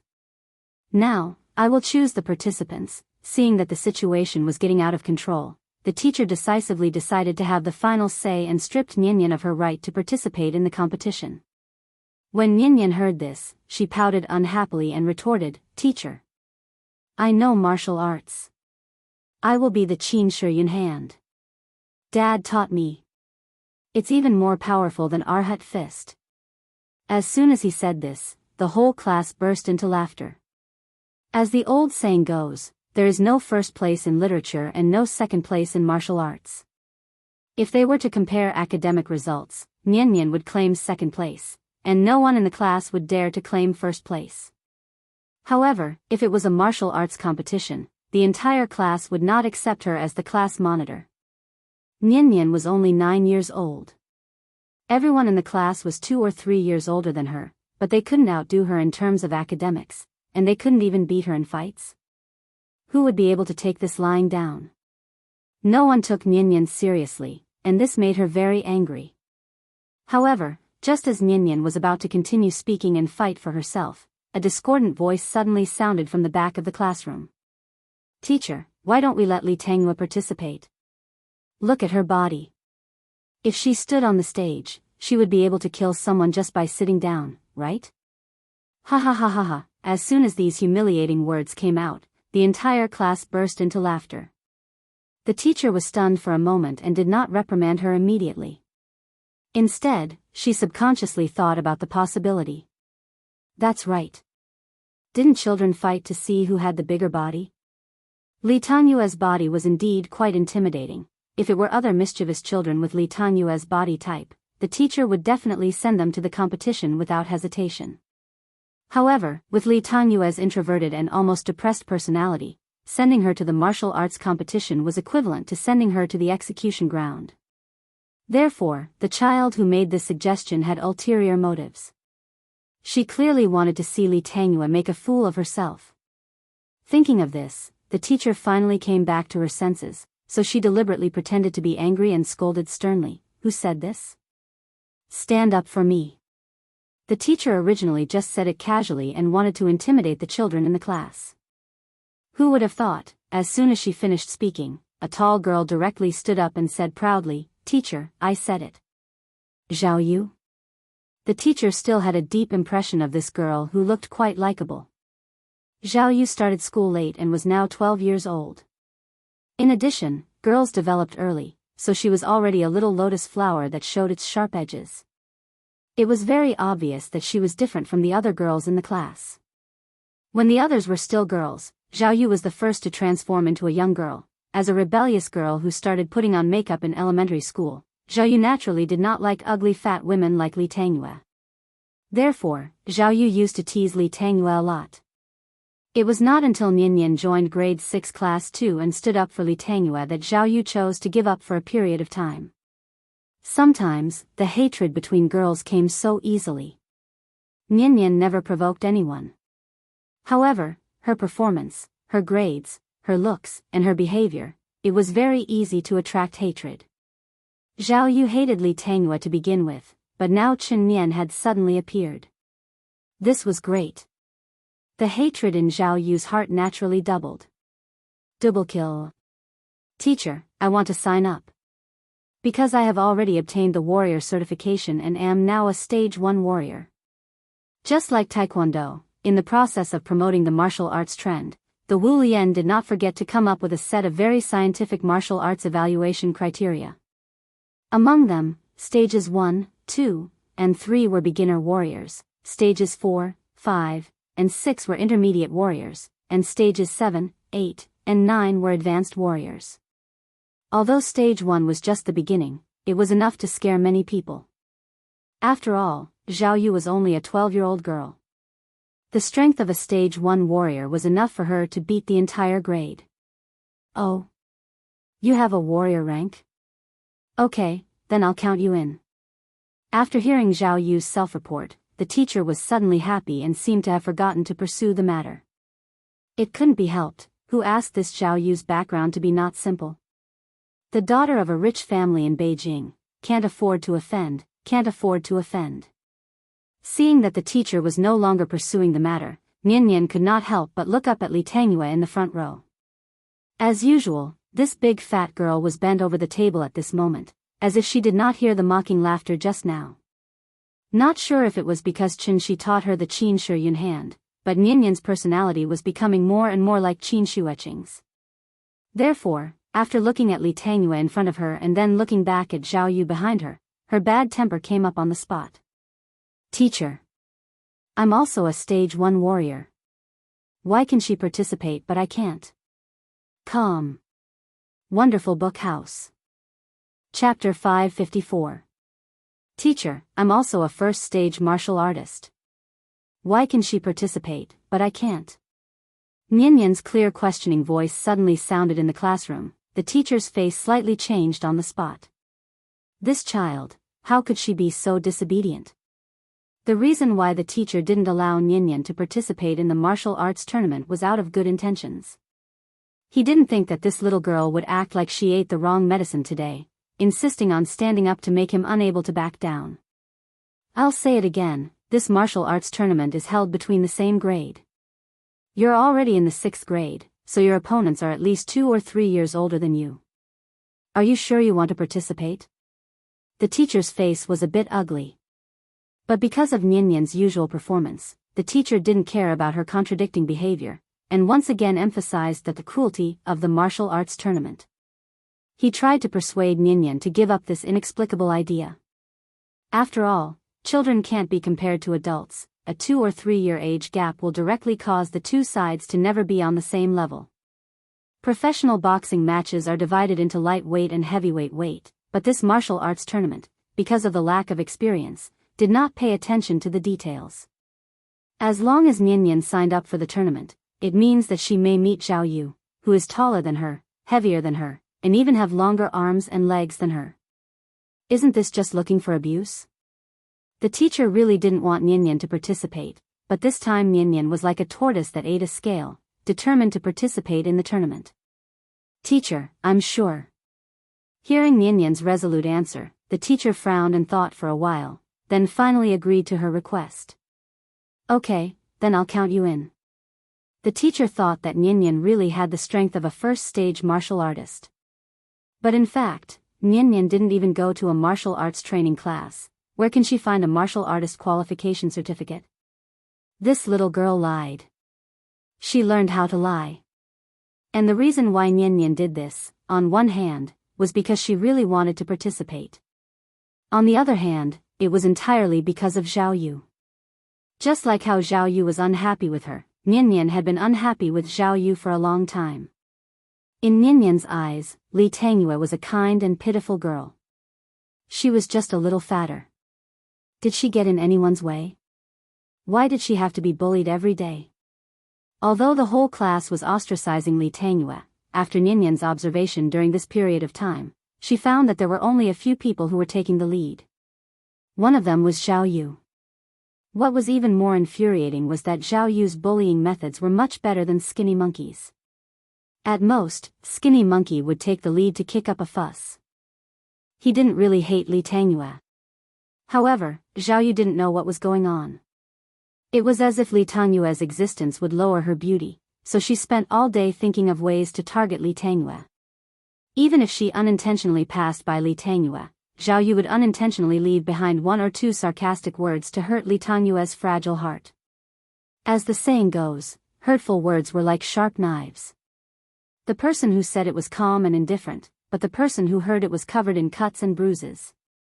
In school, this kind of sharp-tongued girl was the most difficult to deal with. It was fine if she called out her name, but she didn't do that. There were a few times when Nyanyan was on the verge of exploding, but in the end, she forced herself to hold it in. There was no other way. She really couldn't find anything that could be used against Zhao Yu, so she couldn't stand up for Li Tangyue. Looking at Li Tangyue's increasingly depressed mental state, Nyanyan felt that she needed to properly vent her anger for her.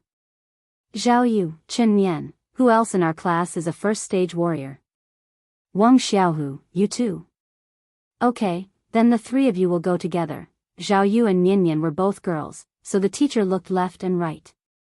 In the end, he chose the strongest boy among the children who raised their hands. After the class teacher submitted their class's contestants, the school quickly came up with a decent competition schedule. To be honest, the enthusiasm of the children was a bit out of the principal's expectations. He originally thought that there wouldn't be enough participants for this competition, but the result was completely different from what he imagined. If it weren't for the teachers who noticed that something was wrong and promptly asked the principal to limit the number of participants, the number of people who signed up would have increased by several times. Okay, all the teachers of each class have received the competition schedule, right? I now announce that the first martial arts competition of the capital-affiliated primary school officially begin. Referees, please take your positions. Following the principal's order, a dozen or so temporary martial arts instructors took on the role of referees for this martial arts competition. Because of their age, children under the 3rd grade didn't need to compete.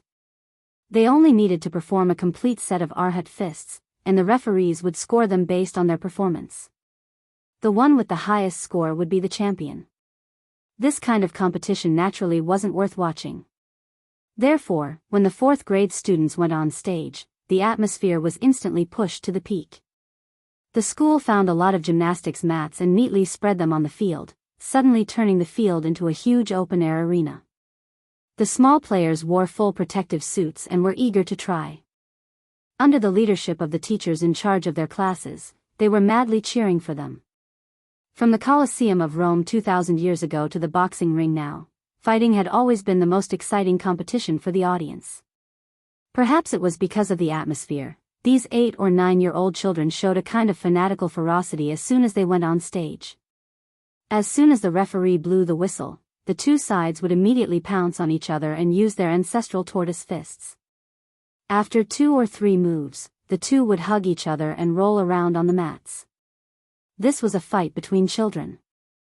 As for things like arhat fists, moves, and so on, sorry, these all didn't exist. Anyway, everyone was wearing protective suits, and the fists didn't hurt, so there was only one way to determine the winner, and that was, either you press me to the ground and can't get up, or I press you to the ground and can't get up. It was supposed to be a martial arts competition, but in the blink of an eye, it turned into a wrestling competition. Looking at the child's red face and the adorable look of wanting to fall down, the teachers could finally put down their worried hearts. It turned out that they were overthinking. These children all had small arms and legs, so how could they perform any decent martial arts moves? If someone could perform a set of tortoise fists smoothly, they would probably be able to take home the championship trophy. Chapter 555. Although the arhat fist could be considered a martial art with killing power, there were only a few people who could truly master it through a comprehensive study of its martial arts. In fact, this is the same as learning the piano. The piano was born in 1700 and has a history of more than 300 years. But until today, how many people in the world can play the piano, and how many people are proficient in the piano? Therefore, in just a few years, no matter how turbulent the momentum of the martial arts craze is, ordinary people without the guidance of a master and without the relevant experience can only put on a show at most. There are still too few people who can really rely on their talent and self-learning. And even adults can't use the true power of Arhat Fist, let alone these children who are less than 10 years old. So, the capital-affiliated primary school's first martial arts competition turned into a farce. Looking at the children on the stage, the teachers couldn't help but shake their heads and laugh. The children did try very hard. At least their starting positions were decent. But when it came to the real fight, their silly and cute appearance didn't make people feel threatened at all. It has to be said, the way they fight seriously is really too cute. In the end, the 4th grade's championship trophy was won by a little fatty relying on his physical advantage. As soon as the 4th grade's competition ended, it was the 5th grade's turn to go on stage. It can be seen that there is still a big difference between the 4th grade and the 5th grades. Especially when it comes to making moves, the 5th grade's children can already make a gorgeous combination of straight punches and leg sweeps. Although they still can't use the 3 sunflower style to catch the 8th grade's gorgeous combo, as the contestants get older and older, the level of excitement of the competition begins to rise. Until the first child with the title of first stage martial artist came on stage, the atmosphere was suddenly pushed to the highest point. What is the first stage martial artist's rating standard? That is to be able to make a complete set of Arhat Fist in actual combat. It's not some tortoise fist, nor is it a random fight, but a real punch and kick, thoroughly using Arhat Fist in actual combat. As the saying goes, 7 stars of Arhat, step by step ding ding. Moving left and rushing right, fast as the wind, left and right meteors rushing to the chest. Don't go up, don't go down. Hammer in the center, become 8 trigrams. 2 hands out of the chest, gods and ghosts don't dare to come.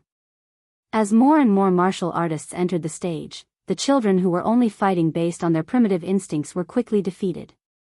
The 5th grade competition was already quite valuable, so the teachers couldn't help but have more expectations for the 6th grade children. They only hoped to see an exciting battle between dragons and tigers. For this reason, the principal had even transferred 2 cameramen to record this year's martial arts competition in all aspects. She only hoped that the 6th grade children's performance would not disappoint her. The result was just as everyone expected. Because their minds were more mature, the 6th grade children's punches were naturally much smoother than those of the lower grades. Their moves were also more methodical. Finally, it was the turn of the contestants from Year 6 Class 2 to take the stage. Zhao Yu was in front of Ninian, and her appearance brought the atmosphere to a climax.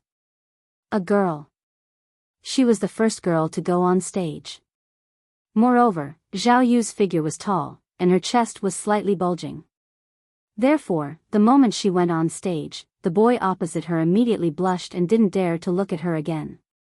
What needs to be mentioned here is, because of the intentions of the teachers of each class, there were basically no girls participating in this year's martial arts competition. The lack of participants also caused the competition to be unable to split into male and female groups, so Nian and Zhao Yu's opponents were both boys. Different from Nian's immaturity, Zhao Yu's body already had a bit of the unique charm of a young girl. Children nowadays matured early, and because of her wealthy family background, Zhao Yu secretly learned how to put on makeup a long time ago on the internet. Although her makeup skills were not very good, compared to a group of primary school students, she was still too dazzling. Therefore, when Zhao Yu went on stage, many of the brats in the audience seemed to have been injected with chicken blood, and shouted excitedly. Year 6 Class 1 Lu Hao, please advise. Year 6 Class 2 Zhao Yu, please advise. Under the guidance of the referee, the 2 children bowed to each other and introduced themselves, and Zhao Yu made the first move. Although the boy was also a Dan warrior, he seemed to adhere to the concept of a straight man who did not hit a woman. Even when Zhao Yu used a standard set of punches and kicks, he still did not have the slightest intention of fighting back. Seeing this, Zhao Yu was not surprised at all, and instead took advantage of the situation to attack fiercely. She suddenly bent down, and with a sweep of her leg, kicked the boy directly to the ground, then jumped up high, and at the same time, bent her elbow to fiercely punch the boy's chest with the tip of her elbow. Stop. When the referee felt that something was wrong, he sternly shouted to stop, but the boy was already lying on the ground holding his chest and groaning in pain. Although he was wearing protective gear, Zhao Yu's somersault punch still hurt him. Zhao Yu, victory. After confirming that the boy's injury was not serious, the referee announced the result of the competition. Then, under the admiring gaze of the crowd, Zhao Yu slowly walked down the stage. Obviously, Zhao Yu's fierce performance not only did not scare the audience, but it also refreshed everyone's understanding of their goddess. Goddess can only be admired from afar, but not touched. After Zhao Yu, it was Nianyan's turn to go on stage. If Zhao Yu was compared to a cold and arrogant goddess, then Nianyan was obviously the harmless little girl next door. Year 6 Class 1 Hao Jia, please enlighten me. Year 6 Class 2 Chen Nian, please enlighten me. Following Nianyan's self-introduction, there was a sudden burst of cheers from the audience. Class monitor, do your best. You're the best. Chen Nian, Chen Nian, Chen Nian. Nianyan looked back, and only then did she realize that the people cheering for her were the classes that she used to be in. For example, the former Year 1 Class 1, the current Year 3 Class 2, the former Year 3 Class 2, the current Year 5 Class 2. Although she was now the class monitor of Year 6 Class 2, these former classmates obviously did not forget the class monitor who shone like a comet. Nianyan skipped 2 grades, but who would have thought that she would become the most popular child in the school because of this? Humph. Seeing so many people cheering for Nianyan, Zhao Yu immediately snorted in anger. But soon, a strange smile appeared on her face. Didn't Chen Nian like to be in the limelight? Then let's see how she will embarrass herself on stage later. What a coincidence, Zhao Yu's boyfriend was the boy named Hao Jia in front of her. The two of them came from the same courtyard, and their family backgrounds were not comparable to ordinary people. Moreover, both of their parents had a good relationship, so the two of them naturally got together. Zhao Yu had mentioned Nianyan to Hao Jia before, so she knew very well, Hao Jia would definitely stand up for her. Calm. Wonderful Book House. Chapter 556. There were many spectators for today's martial arts competition. In addition to the entire school's teachers and students, as well as the temporarily hired cameraman, Qinshi also secretly came to the scene to watch the battle. After all, how could a broadcast be as exciting as watching a battle live? This was Nianyan's first battle, so of course, Qinshi had to personally come to the scene to cheer for his daughter. Therefore, while the students were cheering for Nianyan, Qinshi's figure appeared out of thin air on the roof of the teaching building next to the field. Meow, sensing Qinshi's arrival, Big Cat immediately jumped down from the treetop. Then, as if possessed by Spider-Man, it ran perpendicularly along the wall to the roof. After arriving at the roof, Big Cat jumped onto Qinshi's shoulder. Then, like before, it licked its paws and then laid on Qinshi's shoulder to take a nap. It seemed that it really couldn't arouse the slightest bit of interest in the jostling between children. Hey, did Nianyan grow taller again? Qinshi casually stroked Big Cat's smooth and soft fur. Only then did he realize that Nianyan seemed to have grown taller again. Even among the 6th graders, she wasn't considered short. This child, will she grow taller than her father in the future? While Qinshi was busy studying his daughter's height problem, Nianyan welcomed the first battle of her life. Speaking of which, her opponent was not a cat or a dog. Instead, it was a well-known figure. If Nianyan's reputation came mostly from her outstanding performance, then Hao Jia's was the exact opposite, because his reputation came mostly from the misdeeds he committed in his daily life. This was a troublesome brat, or you could also call him, delinquent. Hao Jia started school late and had just turned 12 years old, but he had already learned the ways of society from who knows where. When other people were still addicted to Mobile Legends, this kid was already smoking, drinking, and dating. He really won at the starting line of life.